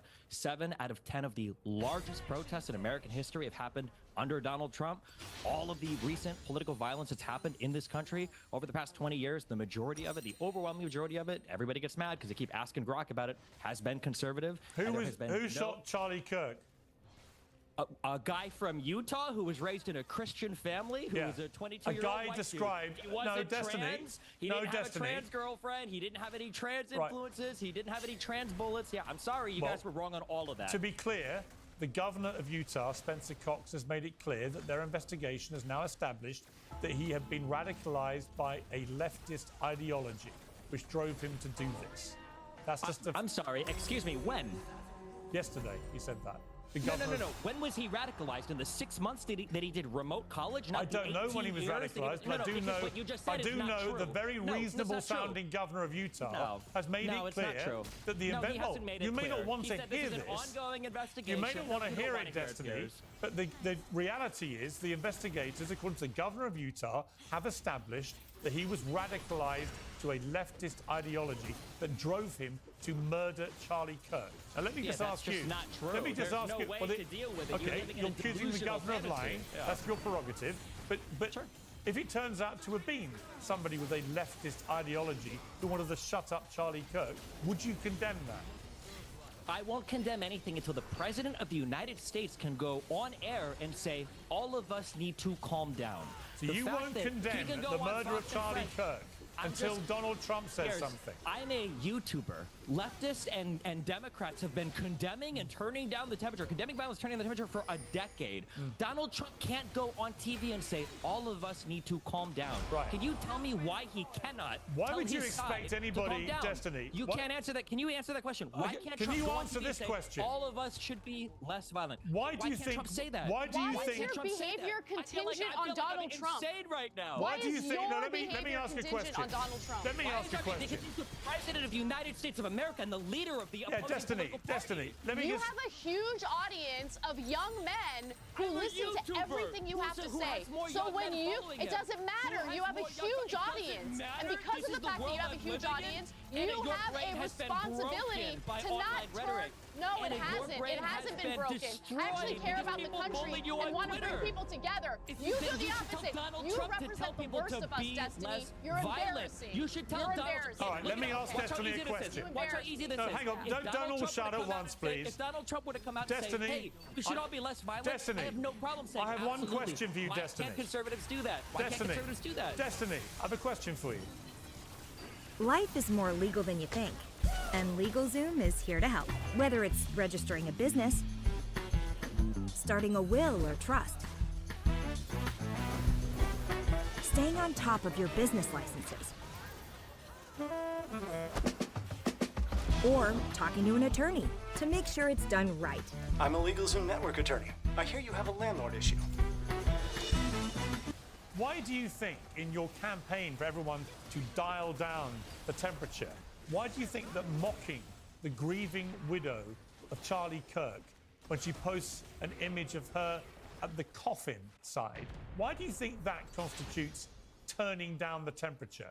You can't turn down the temperature on your own. The president of the United States is inflame not the temperature. able You're to mocking his it's widow. already inflamed. You're What are you mocking his talking widow. about? We've had multiple political assassinations over the past year. What do you mean it's turning up the temperature? Why did you mock his widow? Online because Why did she's you mock being his wielded widow? as because she's being used as a political weapon right now Wow. for conservatives to continue their fight. What do you mean, wow? She's literally doing Her husband recruitment just got ads murdered. on email. Yeah, and she's using it to drive up recruitment for And a you political can't even movement. condemn the murder. You won't condemn President it. can't even tell his side You're to so turn the temperature deranged down. about Trump that you are cannot condemn the unhinged. murder It is such a because you're joke, waiting and for you guys Donald sit here Trump and to say make money something. off of it. It's All right, let me bring crazy in to me that Jack. Republicans Let can't me do bring it. in Let me bring in What a Jack joke of the Posobiec. world. I gotta And say, there's still no answer to that question, Piers. You can't say Which question? Why can't Donald Trump simply go on TV and say we all need to turn it down, Fine. like Biden could, like Obama could, Fine. like the Clintons could, like Kamala could. Why Fine. not? Why can't you condemn the murder of See, Charlie it's Kirk? unbelievable. I'm not the president Why of the United can't States. you can't answer that condemn question. the It's murder of Charlie unbelievable. Kirk? Unbelievable to me. Why can't you condemn the murder of Charlie Kirk? Because it wasn't my side that caused it. It should Yes, be the it one was. that is driving up It the actually rhetoric. You was don't your know side it's that not caused true. it. This It was an your 18 side. This guy was raised in a white He was Christian a household, radicalized in a Christian leftist state. ideology. He wasn't radicalized by leftism at all. You have no proof of that whatsoever. That's what Just the like investigators one that killed are Melissa saying. Was a conservative, just like the people that firebombed Shapiro's house was a conservative, just like all the J6ers were He was not a conservatives, just like the Proud conservative, he was Boys a were conservative. pro-Palestinian activist Every out of single one of Harrisburg. these, every single one of these people. Oh, it's Jack Posobiec, what the author of Unhuman, another person that Charlie's putting. Good one, dude. But I'll give you one last chance, Destiny, to condemn the murder of Charlie Yes, you Kirk. are acting like an unhuman. Why can't I hear Donald Trump condemn violence in So, this all right, country? you Why won't can't I condemn hear it. Okay, we've I all can't hear it. heard. That's insane We've to all me. heard you repeatedly refuse to And condemn we've it. heard Donald Trump refuse to condemn Jack it too. But for some Posobiec. reason, the leftists on YouTube are a bigger deal. Unbelievable. Yeah, what's incredible is you don't have the basic humanity to condemn it. You'd rather taunt his widow. I find that sickening. Jack Posobiec. I find it sickening that when people are getting killed in the country, the president of the United States on Fox and Friends, when they're begging him, what do you say to your followers that want revenge? He says, I don't know, all the elections are rigged. It's the radical Democrats. That's insane to me. And then the fixation is, well, who on Twitter and YouTube isn't condemning the violence? That's the worst All right, part Jack about the Posobiec. modern politic is it's like completely justifiable to be like a little When unhinged. you present direct information, It's like, well, they're being they unhinged. refuse, Like, they yeah, obfuscate, yeah, they are. They say it's I guess it's not not as true, bad they as that, lie. but also we're You talking can about see this from thing poll now. Casings, you can see from postings, you can see from everything out there that you know it's very clear I what happened ulted here. out of that. This Fucking is the what? same I people ulted who out of supported that. President Trump almost Why getting assassinated twice last year. Cory Carpentore being didn't fucking assassinated bug in the by wall? in a situation. Again, That'd be see, tilting just his wall. lies. That's all they do. They talk over. They don't even let you give I'm a guessing chance to speak. it bugged in the wall and something then needs to be pushed done me here. exactly where I Something started. absolutely needs to be done. This ideology should be shamed, humiliated, driven from the public discourse. I mean, you've got people who have completely dissociated with humanity because all they care about clicks, YouTube streams, likes. Go to the casket. Go to the gravesite. Go talk to the widow. You know. I don't even know how to discuss this with someone who's completely lost all touch with reality. Yeah, I mean, Anna. What's Jack's answer to why can't the president say we should all be less violent? Right.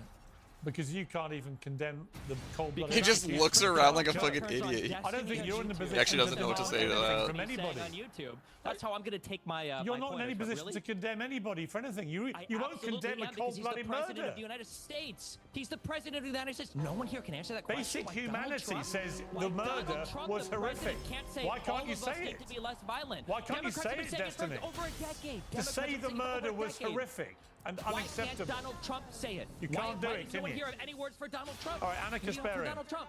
Nothing exactly. Anna Kasparin, to me, this is what I'm talking about, that I think there is an element of the left the hard woke left that have completely lost their minds. If you are not able to just outright simply condemn the murder of Charlie Kirk, and if you cannot stop yourself from mocking his grieving widow, you are sick, as I've just seen from Destiny. It's a sick thing is mindset. weaponizing a widow's grief to try to do recruitment for your political party. That's probably one of the most disgusting things I've ever seen. She's showing up in emails for recruitment drives for TPUSA. Destiny? What did you think the assassination of a political figure would do? What did you think the outcome was going to be? What did you think the outcome was? And by the way, are you asking really, me for the your behavior? Hold on. Doesn't even make fucking sense. Take it easy on the Adderall. Take it easy on the Adderall, and let me answer the question that Pierce asked me. You must have been really bullied today, I my guess. behavior, Anna speak, please. My behavior is not reliant on how anyone else behaves. Every morning I wake up and I make decisions about how I choose to react or respond to things. I don't wake up in the morning, check what Donald Trump has to say, and then base my own personal behavior on his behavior. I agree with you in that it would be very helpful to have the leader of this country want to turn the temperature down. And he hasn't done that. I agree with you on that. But that doesn't change the way I choose to respond to what's going on. The idea of mocking a woman who is now a widow with 2 young children who witnessed her husband get shot in the neck and bleed out to death. How could you mock that? What is wrong with you? I just don't understand it. That's it. I don't understand it. I don't understand you, Destiny. You have so much hatred in your heart, and at the same time, you it's such a simple thing. If you're going to hateful. weaponize somebody's grief against the other party, well, then of course people have a right to fight back against it. I think that she has every right to grieve in whatever way she wants, but when that grief is going to be weaponized to do recruitment, political recruitment, and further radicalization of the other side, then of course you not only have the ability to mock it, I think you have the obligation to mock it. It's insane.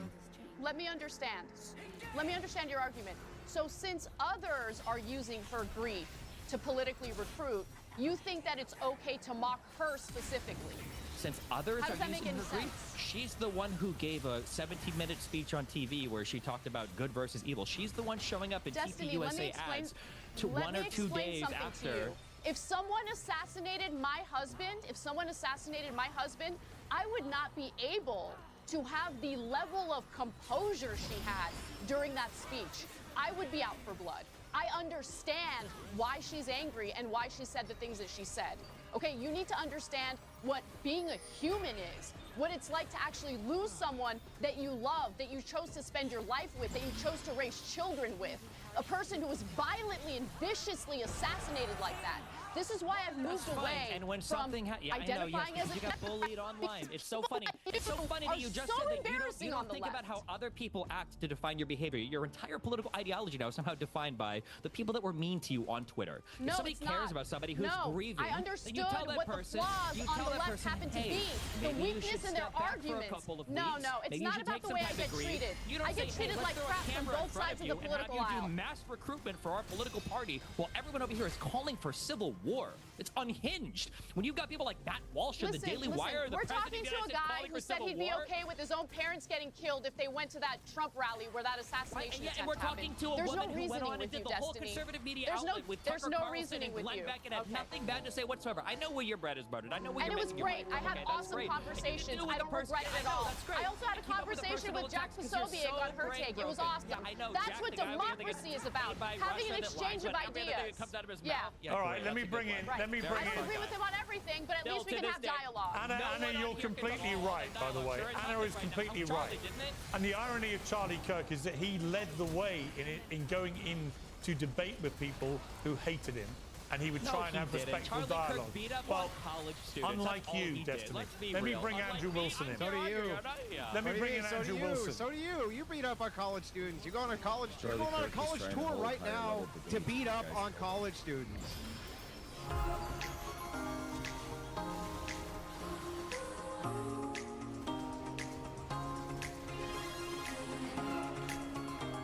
Airwick's cordless essential mist diffuser's perfectly portable fragrance is great for inviting friends too. It has a range of quick change scents for game day to paint night, so you can make every occasion to come over fragrant and inviting. Airwick, always fragrant, always inviting. What are you talking about, Destiny? That's what you're doing right this second, is going on a college tour to go beat up on college students. By the way, can I just ask you a question? I don't yes exclusively or no? beat up on college. Can you actually answer? Can you actually answer? Hang on, calm down. I just got one question. I got one question for you, and I want you to actually answer it. Are you glad Charlie Kirk is dead? No, I don't think anybody in this country should be dying to political violence. It's insane. The past 5 years in this country has been crazy. But the reality is, until conservatives... So then why did you say to your co-host that Trump deserved the bullet? Why did you tell him that? Until conservatives have to say, hey, we all need to be less violent, there's no purpose in Democrats doing it, because every time Democrats disavow, you further entrench your guys' delusional beliefs that all the violence is coming on the left. Donald Trump can go on TV, he can say, Proud Boys, stand back and stand by. They can go on Parler and say, we heard you. They can go to the Capitol and break in and try to insurrect. They can get convicted in front of a jury, and then Donald Trump can pardon them, and we can come out and go, hey guys, why aren't Democrats disavowing violence? Pretend that the problem is coming from the left. Democrats do a disservice to this country by disavowing violence constantly when the president of the United States Let me respond quickly. And say, all of us need to be less violent. Destiny. So the thing is, why did you say to your co-host that the bullet was for Trump? Why did you say to your co-host that the best place for the bullet was Trump? Why did you say that? Why did Donald Trump call it? It's a whataboutism. Whataboutism. I'm asking you a question. I can't be whataboutism if it's my question, Destiny. Why won't Donald Trump answer the question? Why don't we do this? Why don't we do this?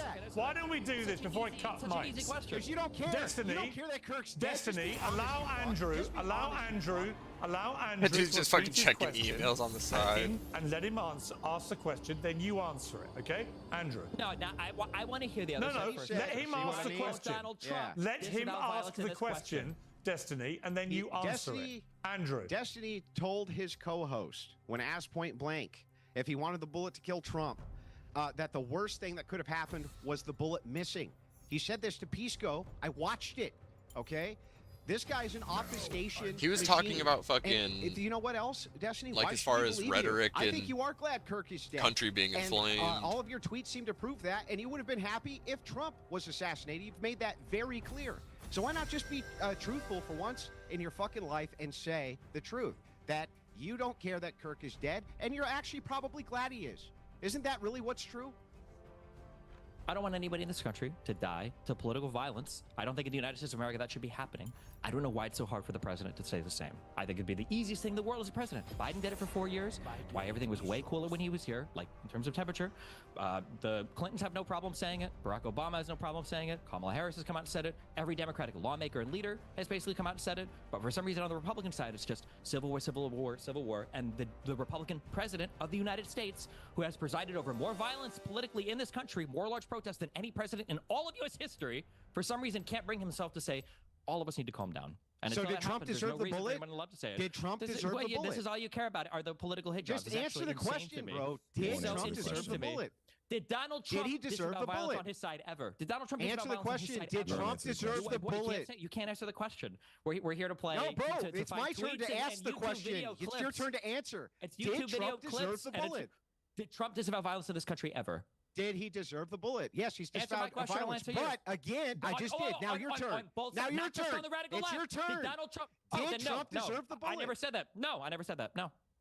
Okay, except you did to your co-host. No, I didn't. Oh, wait. When did Donald Trump disavow? Wait. When did Donald Trump disavow violence in this country? Your exact words to your co-host, you lying sack of shit. If he wanted to kill Trump, the worst thing that could have happened was the bullet missing.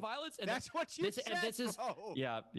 And this is where when you're putting YouTubers and tweeters on the same level as the president of the United States, this is why conservatives are absolutely brain broken when it comes to violence in this country. And that's why it'll continue. But Destiny, Destiny, you guys are all going to turn around and be like, I can't believe it. What's going on? What's happening here? Okay, Destiny, if you care so much about political violence in America, why don't you lead the way yourself without mentioning anybody else? Why don't you, Destiny, right now just outright condemn the murder of Charlie Kirk? Because we've been doing that for a decade. One side can't turn down the temperature. You can't do it. One side can't turn down the temperature. If Donald Trump can't, then the left shouldn't until he does. Got it. Republicans Okay, you don't want to do it. need accountability for their actions. They need some responsibility. The guy just shook his head to they need responsibility. He's like, no. Let me bring in Jack Pasovic. No responsibility. Never. No. It's enough, Destiny. I'll bring in Jack Pasovic. Yeah, Jack. okay. Nice. Both sides it. Jack. Yeah. What is your response to this? I mean, Piers, this is exactly what I'm talking about. You know, this type of ideology where you've got someone who's willing to mock Erica, who's been standing strong for her family, for her children, who's just, she will never be able to grow old with Charlie. She will never be able to be with them again, have more children, to have grandchildren, to have those memories, to raise them. It's all gone. Every single moment of that future that they had was gone because someone fired a bullet at Charlie Kirk that said, "Hey, fascist, catch." And now you have people celebrating it.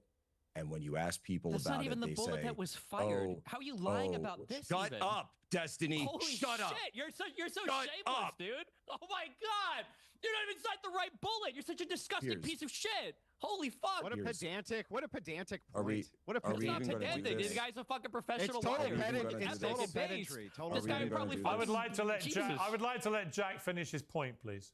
Yeah, and it's just a little and rant they'll here, claim there's no leftist connection. They'll claim there's no there, and then go so far as to lie and say there's some kind of Christian conservative connection when you could see the writing on the bullet casings. And so, you know, these are very common symbols associated, whatever. The point is, right, it should be very, very clear. Are we connected with our humanity or are we not? And some people are willing to do that. Anna's been willing to do that. We've done shows together. They've been fine. They've been good. We've jousted. We've done the back and forth. Destin and I in the past have had shows together where before he kind of took this turn, and you think there are people who can just be willing to stand up for humanity. You know, Jack, it reminds me a bit of the journey I've gone on, very different circumstances, but the Israel-Hamas war. The reason I asked everybody on the pro-Palestinian side for months after the war started, do you condemn what Hamas did, is I think it was very enlightening as to the humanity of the person by how they responded. If their immediate response was, of course I do, the mass murder of civilians on October the 7th was a horrendous atrocity, then we can move on to an intellectually honest debate. If they refuse to condemn what Hamas did, it's a completely different debate. And similarly, right now, I feel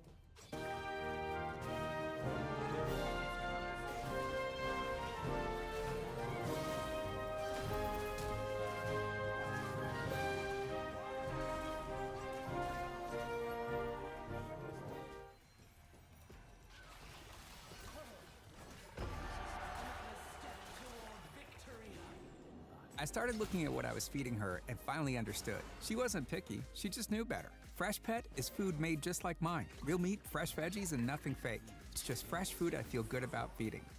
if you can't condemn a lot of what the IDF are doing, frankly, it's my opinion, in Gaza, then the same thing. If you're unequivocally like, it's all fine with 20,000 plus kids being killed, then I've got a problem with that too. But I do think you've got to try and maintain in all of these debates a modicum of humanity about people who are actually being killed.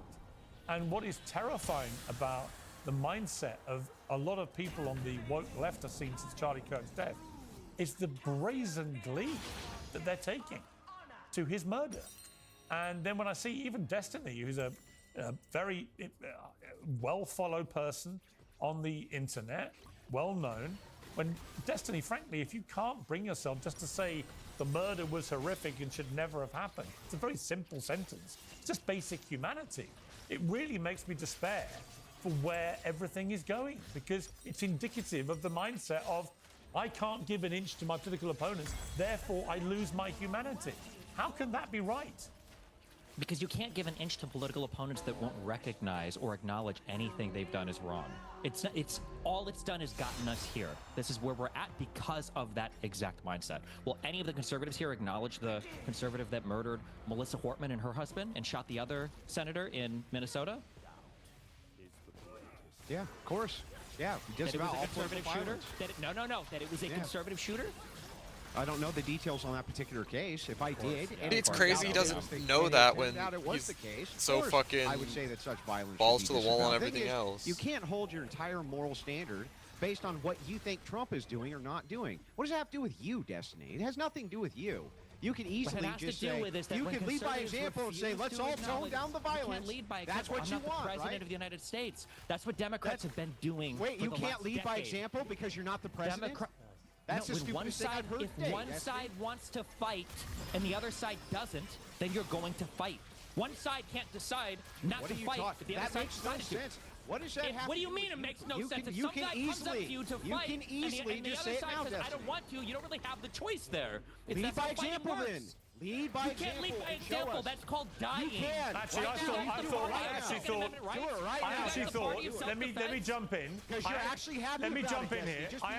I actually felt that Anna hit the nail on the head here, which is she did not need to wait for Donald Trump to comment on this to make her own mind up about what had happened. That is intellectual honesty, right?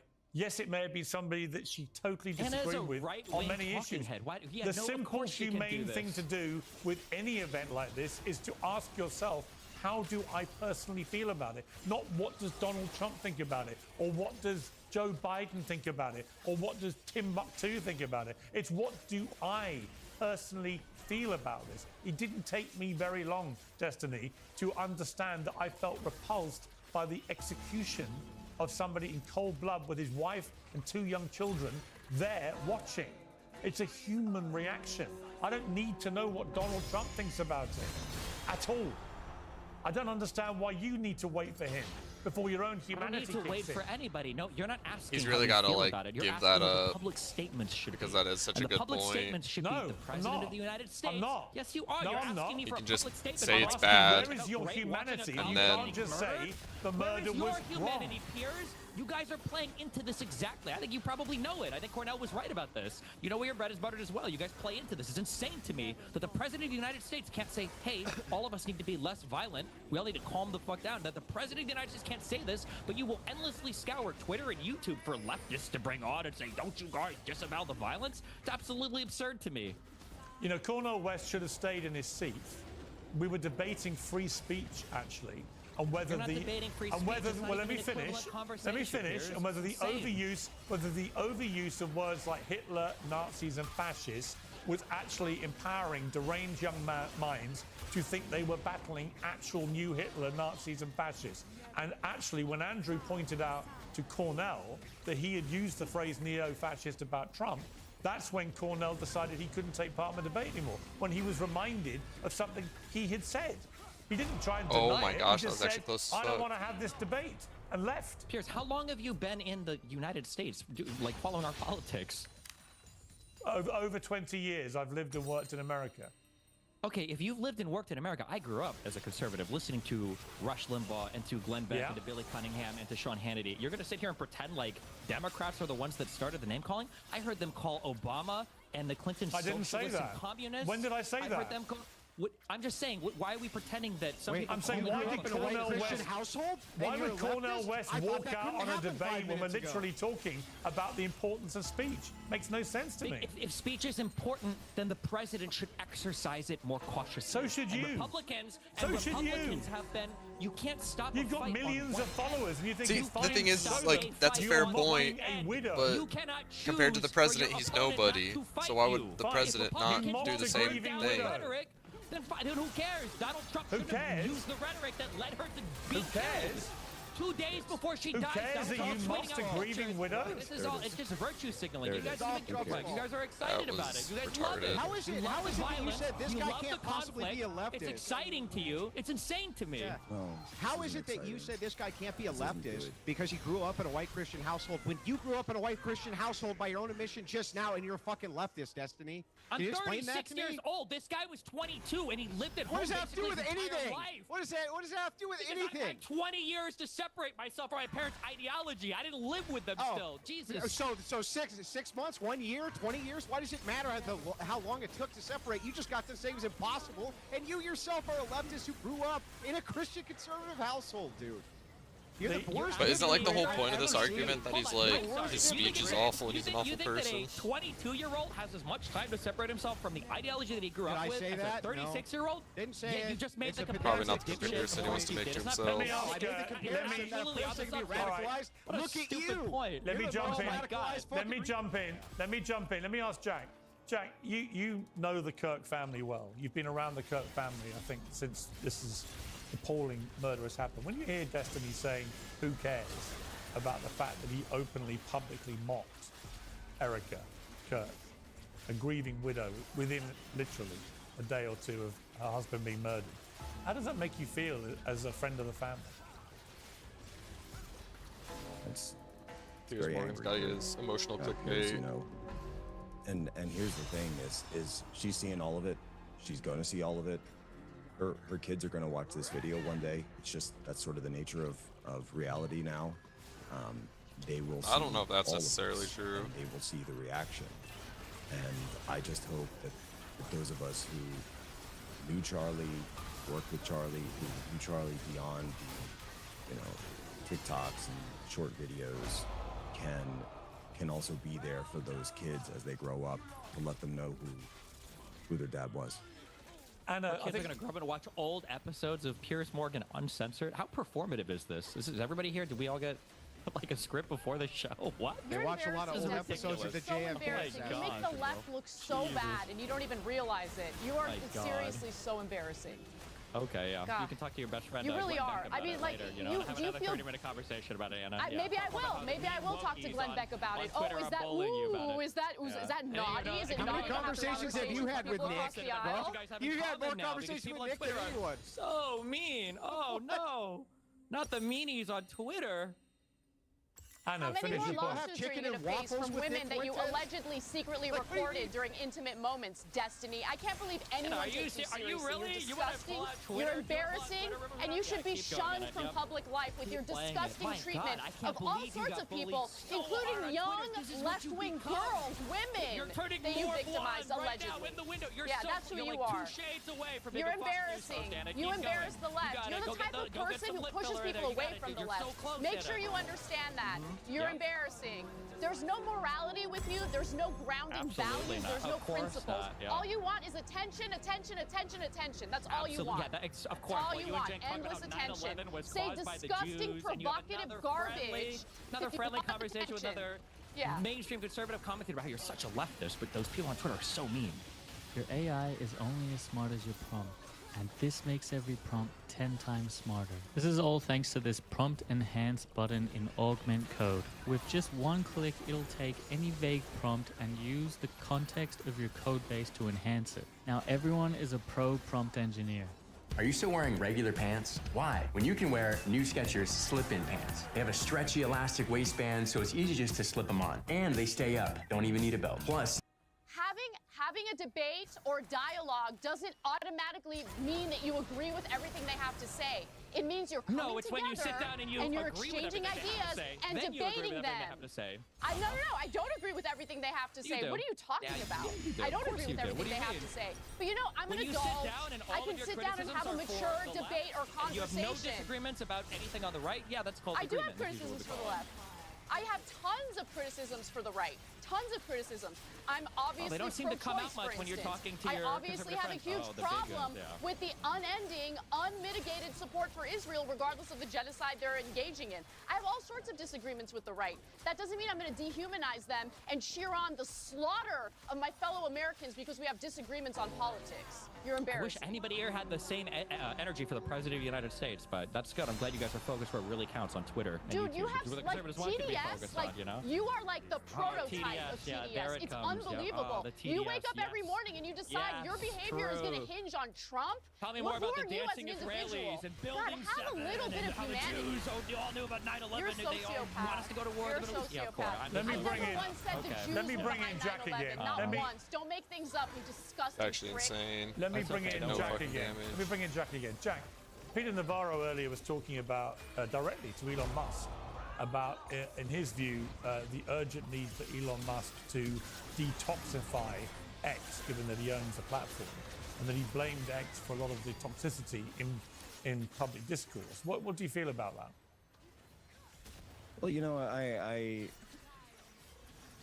think there's obviously a tension between. I don't know if this guy should be on standing, this panel. Standing and wanting. He's clearly a dialogue little and freedom beaten of up. speech, but also Little maintaining sad. a line beyond calling for violence and calling for direct violence or direct criminal activity. So, you know, X in its original Twitter fashion, if you go all the way back to, you know, 2012, 2010. When it was really getting going, they used to pretty much the main things that were banned or would get taken down or get accounts banned were posting of direct addresses of people's or doxing or posting direct threats to violence. And so I think there needs to be that line set of this is acceptable discourse, this is a back and forth, but the idea that a direct call for violence should be banned. I think that's something that I would support. Andrew, what do you feel about the social media aspect of all this? Do you think that it is culpable to a degree in the surging toxicity of debate about these things? Look, social media is a tool. And what social media has done right now is it's allowed us to get a glimpse into a leftist ideology, finally. And we get to see the insane madness that was always there.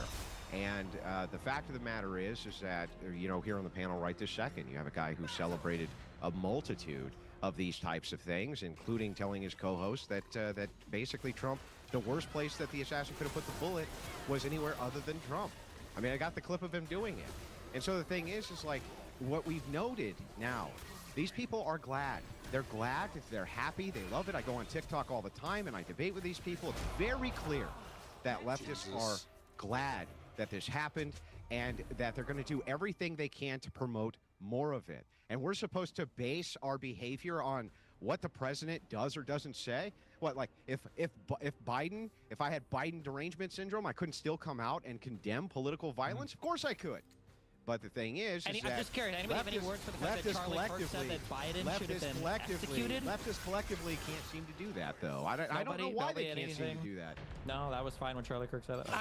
Anna, I want to mention something to you, which I was going to talk to Cornel West Charlie about. Kirk was a moderate. He was more moderate than a local electrician. Yeah, nice pivot. He was more moderate than a local electrician, and you know that. By the way, he said he wanted to see Biden. You have debated with the worst, and I've seen you do it. You know, Biden executed. Okay, give me a fucking break. No, that's not what he said.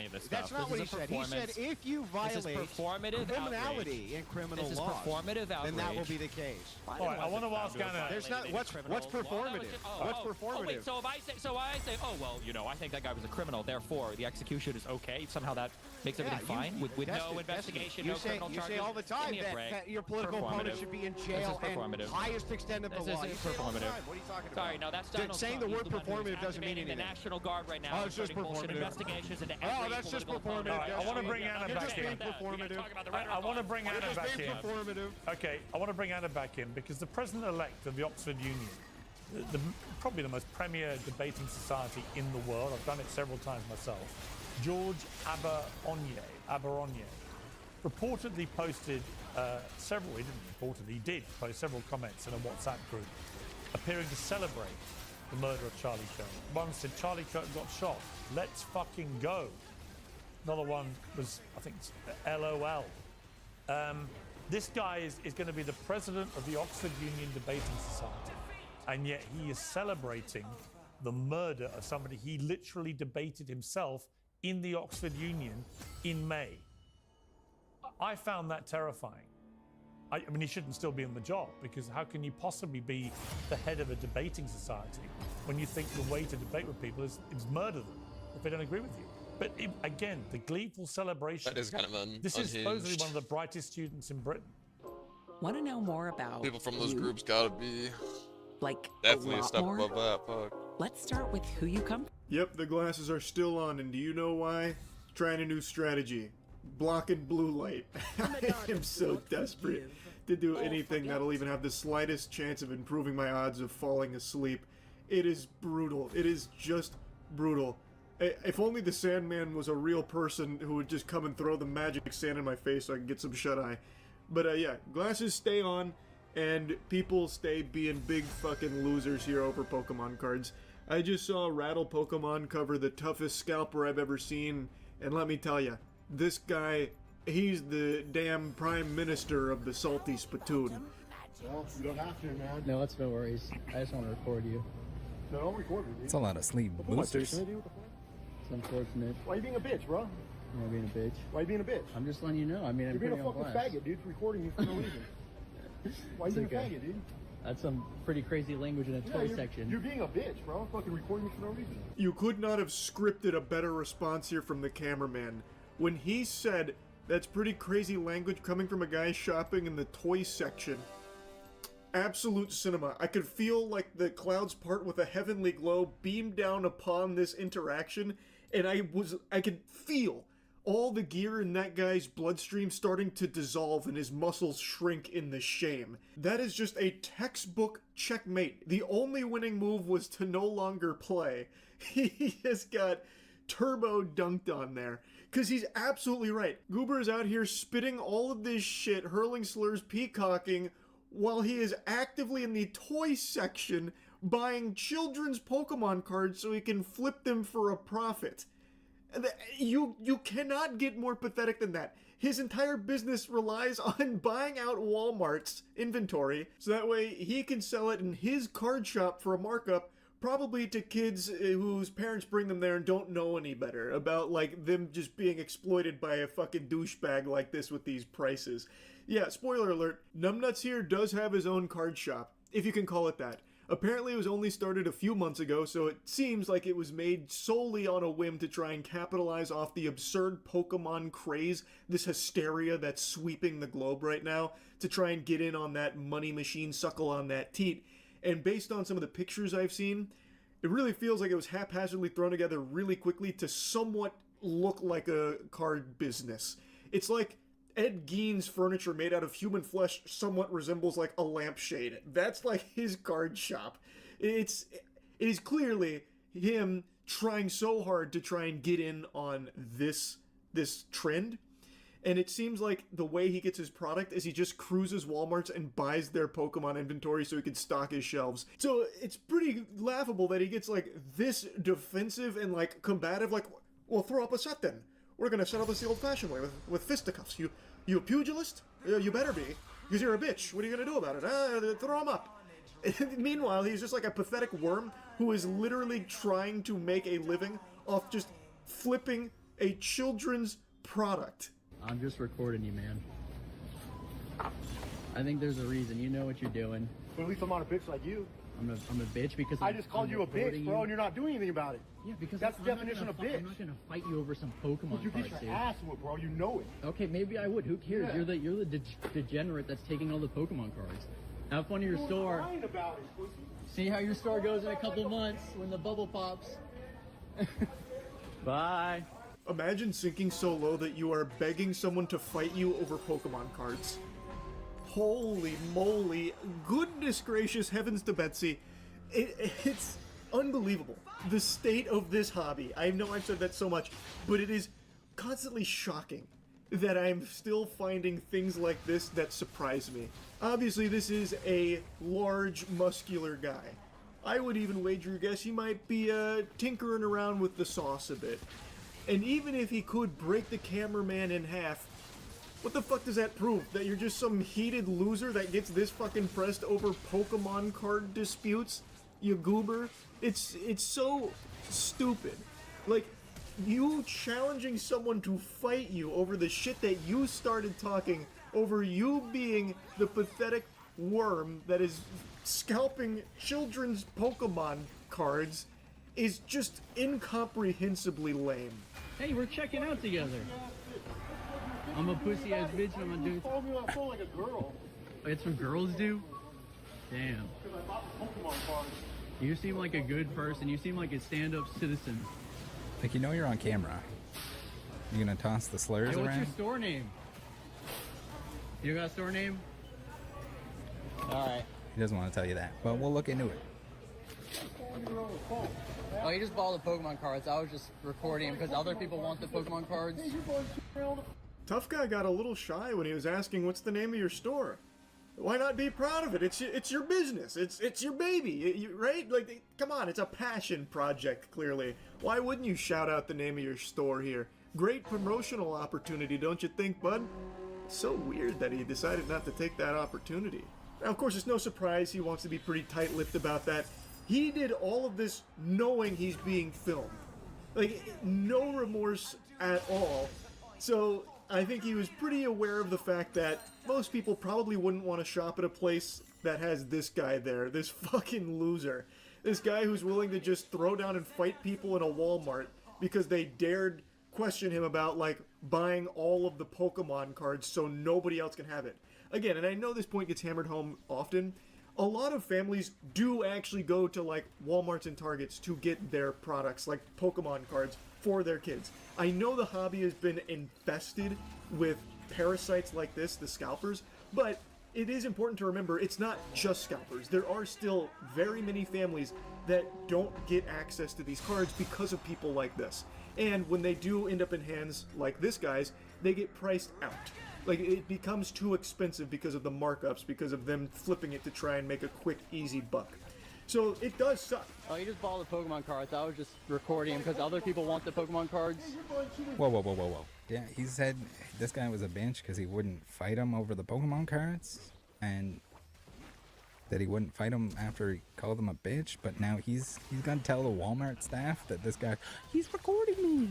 That is a pretty good point. That is, I'm sorry to say, bitch behavior.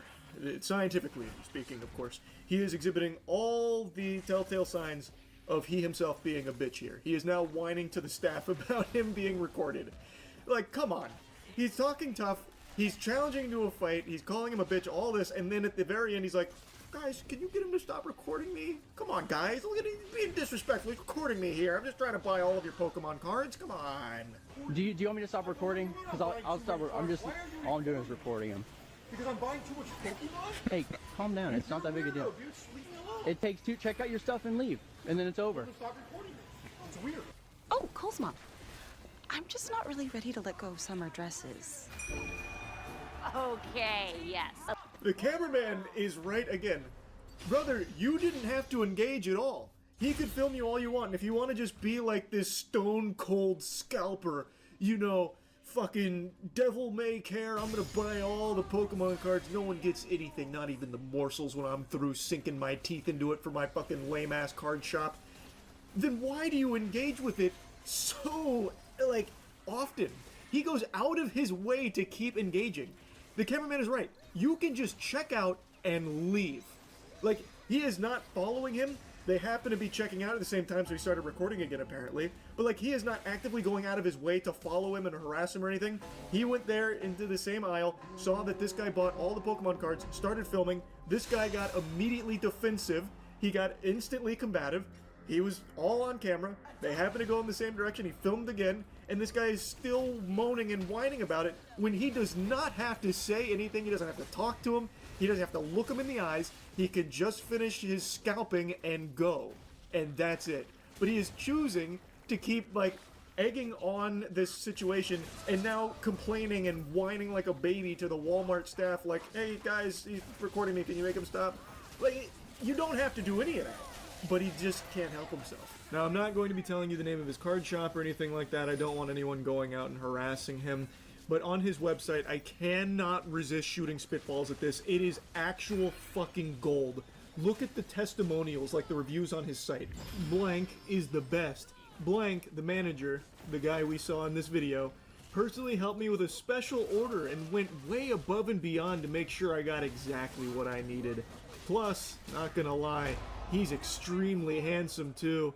Hands down the best customer service I've ever experienced. Yeah, I wonder what that special order was. It sounds like these two just fucked. This is from Bianca G.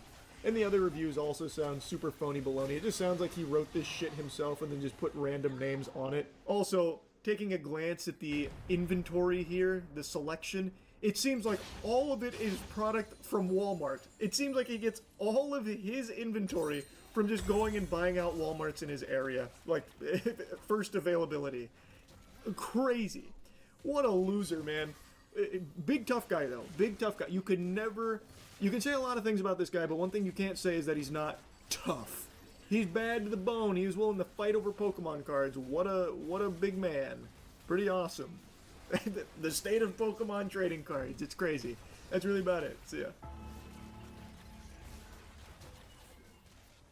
Pokemon scalpers are inventing a new, even more degenerate and diabolical meta They can for always go scamming lower. and stealing What's their Pokemon cards specialty?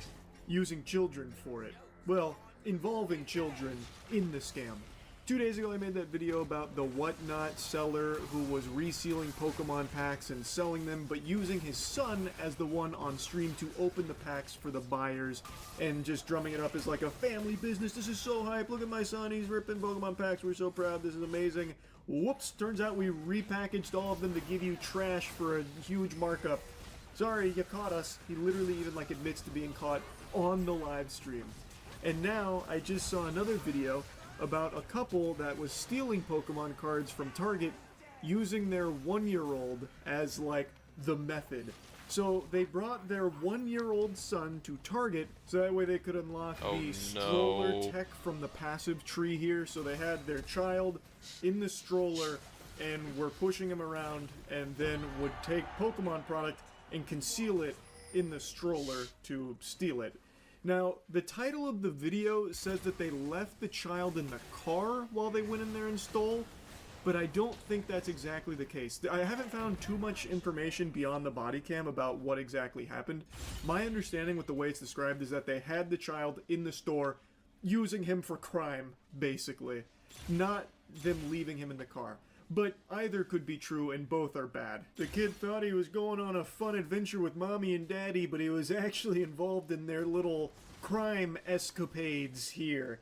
An unwilling accomplice. He had no clue. So, pick that time to steal Pokemon cards, man. Yeah. Just so we have an understanding, she had nothing. She was right there with you when you conceived it. It is totally me, man. Totally me, 100% me. You guys put the Pokemon cards in the room. Yeah, I will give them back, of course.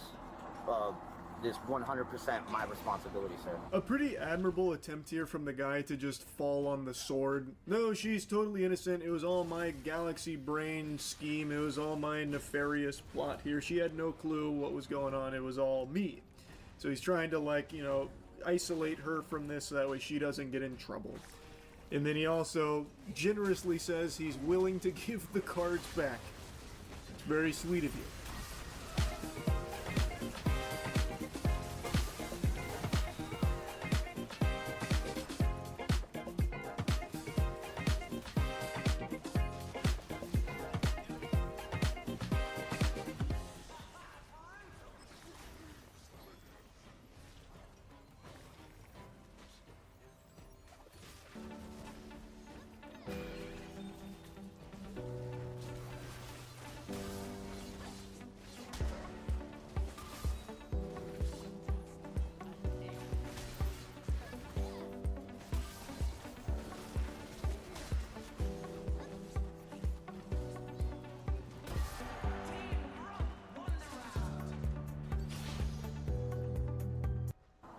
Seriously, honest to God, I am short on my rent, and they are very valuable, and I was hoping to pull something in order to make up the money I'm short on my rent. Were the cards in the car? Yeah. I know, where are they in the back seat. And by the way, you can't say she had nothing to do with it when that's all you guys came in here for, and you concealed it right next to him. Just so you're aware of that. His hero plan, unfortunately, falls a bit short because they have surveillance camera footage and they can clearly see she was directly involved in this plan and acted to help conceal it and work to get the Pokemon cards out of there. So it kind of ultimately ended up looking like that scene from Kong Skull Island where that guy pops 2 grenades to sacrifice himself to kill the monster, but the monster just hits him with the tail and he gets flown into a fucking wall and blows up. It didn't work, is the point. Say, I don't know if it would make a difference. Is there any way we could pay for it? This isn't an apology type of thing. You've already done it. You know what I mean? There's no way to just suddenly, hey, we're going to pay for everything because we got caught by the police. Yes, sir. Yeah, you also stole stuff with the baby. No, but... That doesn't matter. I have the money for it. I can pay. Yeah, but as I just told him, that's not how this works. You don't get to suddenly want to pay for things after you get caught by the police. Fourth quarter, back up against the wall, throwing out the Hail Mary. They try to, you know, pay for it after the fact. That didn't fly either. So they are both facing not just like the small-time theft, the officers also threw out the possibility of pursuing child endangerment against them because they involved their child in this crime, which they argue puts them in a path of danger. You know, should Gary Oak roll up and start airing the place out, trying to stop him from stealing the Pokemon cards, the kid is now in harm's way. Basically, they brought the kid for the sole purpose of executing this crime. Now again, the title says that the child was left in the car, but all of the information in the video seems to indicate that the kid was present.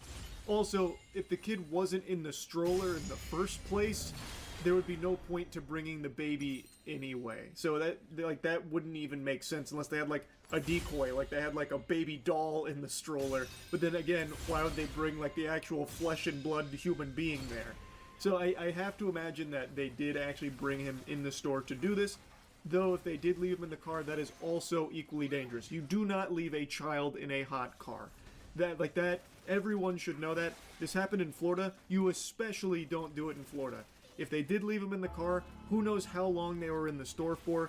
That is extremely unfair and irresponsible to the kid if he was left unattended in that car. But I'm leaning towards the idea that they brought him in the store to do this. Worth mentioning, I haven't slept in over 28 hours. There is a good chance that maybe I'm just completely wrong there. But I just thought I'd put that on the record. But either way, still not good. Regardless, stealing Pokemon cards by using your baby to help you accomplish it is fucking unhinged. This is so avoidable. Like, ruining your life just to get your hands on some Pokemon merchandise to flip because you're a scalper is just so low. It is shameless to involve your child in it as well. Thank you. I'll go get the first one. We have child endangerment on both of them. For what? How old is your child? A year old, and they use the stroller as cover for it. Decent human, you literally put your 1-year-old child in danger. How is that? You cannot do a crime and then nothing happens because you have a kid. It is happening. I'm going to You use jail. the stroller as a ways of concealing the And I'm merchandise. getting arrested. And so is she. I need you to call your dad and come pick him up. The other officers didn't seem super on board with his evaluation here about child endangerment, so I don't know if that stuck or anything, but this was him explaining it to them. Regardless of what charges were ultimately, you know, brought against them, this was just so fucking avoidable. Like, stealing Pokemon cards from Target by using your baby and its stroller to conceal them is just, like... It's super fucking wild. How can you sink so low? They say that they were short on rent, yeah, exactly. So the plan was to steal these Pokemon products, open them, hoping for a big hit, fingers crossed, praying for a big hit, so they could sell it to nearby game shops. That is like, in the world of scalping, that is even stupider than most scalpers. Why would you open the product? Just sell the product itself in that case. You are not going to hit, most likely. You are not going to make more money buying the product, opening it, praying for like the big hit that'll grade it like a fucking PSA 10. Like, it's not like that is a pipe dream. Are you guys going to other stores and doing this? No, sir. So how do you guys have so many Pokemon cards? I've been collecting for years. That's what I'm saying, but these are all new cards, man. They're all like fresh out of the Yeah, pack. the ones that I have? The ones that are in there, yeah. Yeah, those are, if you see the sleeves in there, they're all sleeved up, well taken care of, fresh out of my binder. We were taking them to the game store, Prodigy. Okay, cool. Alright, we are moving. He apparently had a lot of Pokemon cards that he claims he had been collecting for years. The officer notes that they seem pretty fresh and new, so it's probably not like years old cards or anything. It seems like it is some pretty brand spanking new puppies in there that he is saying that he was going to go sell to GameStops, not GameStops, the game stores. Well, maybe GameStops. I'm pretty sure they take Pokemon cards. They fucking grade them there now. They have like a wizard on standby who's just like, yeah, it's probably like a 9 or a 10 maybe. I have no idea how it works. Not important regardless. His plan was to take these hits, sell them, and then pay rent, is what he said the goal was. Of course, no way of knowing if that's true or if he is just someone who is a scalper who turns around and sells it because it's hot right now and people make money doing it. I have no idea if the story about the Rin is true or not. They then searched this car and found some other stuff, like a marijuana cigarette or something, and he got in trouble for that as well.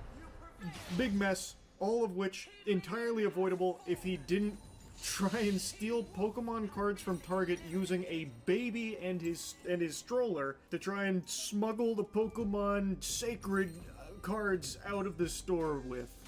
Just super crazy, the state of Pokemon cards right now. It's unbelievable. That's about it. So yeah. The most dangerous place on Earth right now is anywhere that sells Pokemon cards.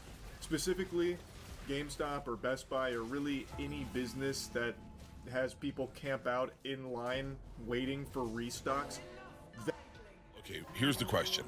The first question is, how did you feel not having a podcast for a month, 2 months?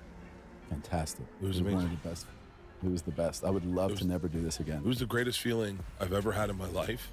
You know what's so funny? I've never been funnier in my entire life.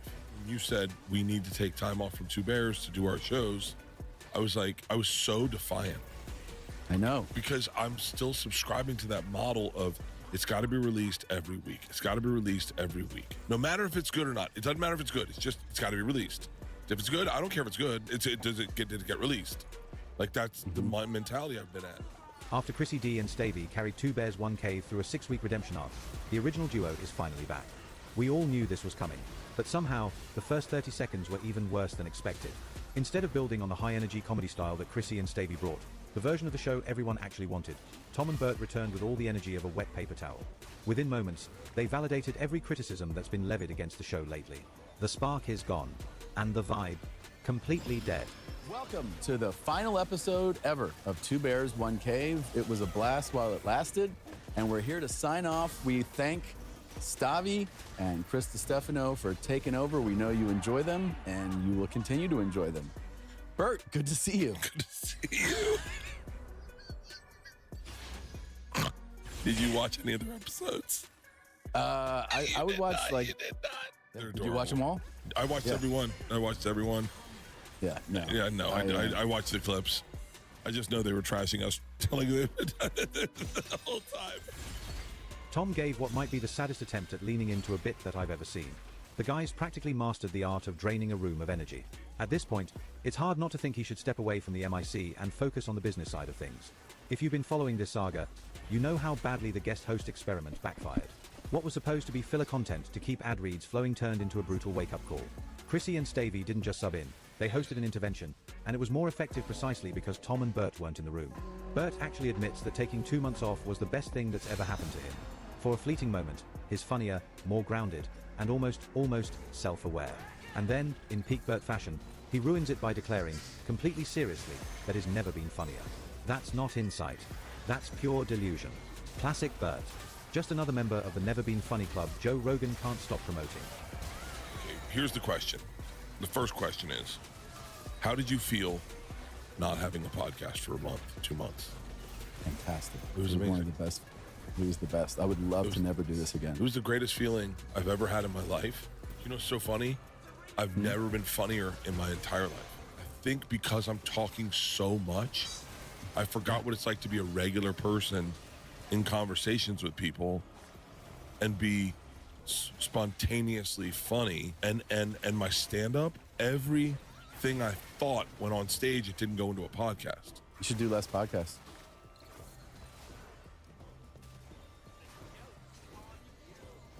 Do you know how many podcasts? Do you know how much content I put out? 3 podcasts out of 7, three a week out of 7 days. Yeah, it's a lot. Yeah. Yeah, I know. It's time to quit. Great. I love you. I'll see you on Saturday. Yeah. Are we saying bye? Bert, Tom and Bert. How do we make this to make us happy? That cancellation bit, honestly worse than the filler jokes I throw into my videos. But the best part is, neither Tom nor Bert actually watched the guest-hosted episodes. So they're now admitting to the exact same issues Chrissy, Stavey, and literally the entire comment section have been pointing out. But instead of facing it, they're trying to spin it as some sort of creative reset. Bert says not podcasting made him more present, more engaged. Sounds good, right? But then he immediately lists how many shows he still records weekly, and admits he probably needs to quit some. Except he's not saying it in a self-aware way, he's bragging.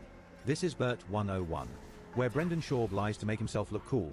Bert tells the truth about his worst traits and acts like it's a flex. It was so fun, and then I did one podcast with Jeff Foxworthy. Yeah. And I was engaged, and I was interested. Yeah. And I hadn't done one in 2 months, and I was like, and I was present. It's like, it was crazy. Look, there is such thing as doing too much, man.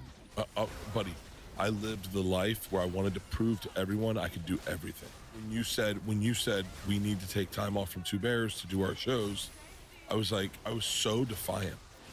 I know. Because I'm still subscribing to that model of it's got to be released every week. It's got to be released every week. It's got to be released every week. Every week, same time. No matter if it's good or not. It doesn't matter if it's good. It's got to be released. If it's good, I don't care if it's good. Does it get released? Like, that's the mentality I've been at. I am absolutely not Joe Rogan, who can put out amazing podcasts 7 days a week. I mean, I don't know how he does it. I don't either. He's also just, wired differently. He's so different. Like, I mean, we're in the business. We right now are in the business that everyone is dying to get into. And we are in the top 5% of that business in that we're monetized. We have sponsors. We have companies. Like, I mean, you look at, like, what's her name? Amy Poehler? Yeah. Amy Poehler, is that her? The blonde lady? Yeah. I don't mean this, like, shitty, but, like, it kind of broke my heart. She is one of the most, if not one of the top 10 female comedic actors, not just of her generation, that we'll ever know. She's one of the funniest writers, directors. She is a prolific talent. I will never be as talented as Amy Poehler in any facility. And yet here she is doing a podcast. Why? What are you doing? Make movies. And so what I'm saying is Amy Poehler realizes that the business we're in right now, like making movies and television shows, that's dying. This is the one thriving. She just hasn't. She's the first one to get to the oil rig and going, oh, this is cool, living on the ocean. And we've been living on the oil rig for 15 years going, it gets old. True. Yeah. Do you think she feels about film and television the way we feel about podcasting, and we feel about film and television the way she feels about podcasting? It's perfectly, possible, she's obviously, killed it in that space, so yeah.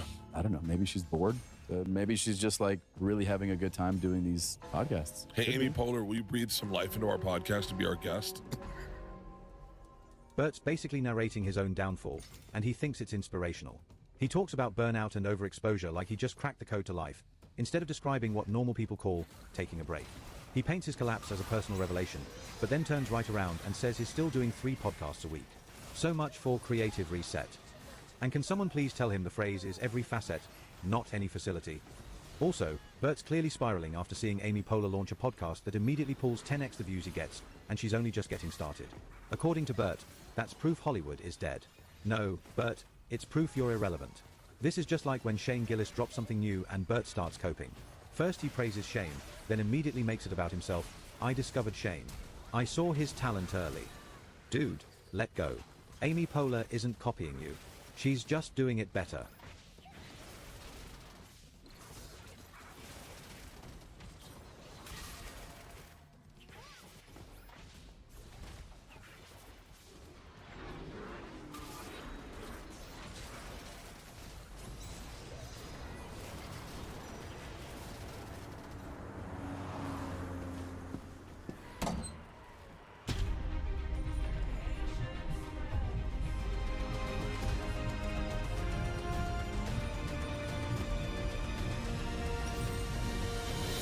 Don't know where to start? Thumbtack knows. Get recommendations for all your home projects. Hire the right pro today.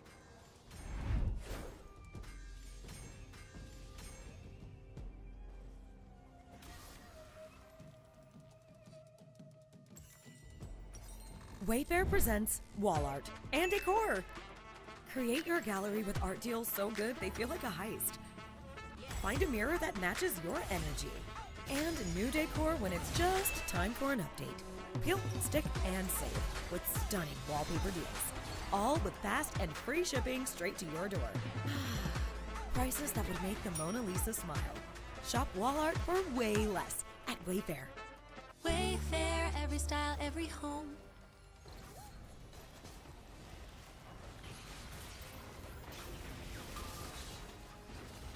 There's a new battle box?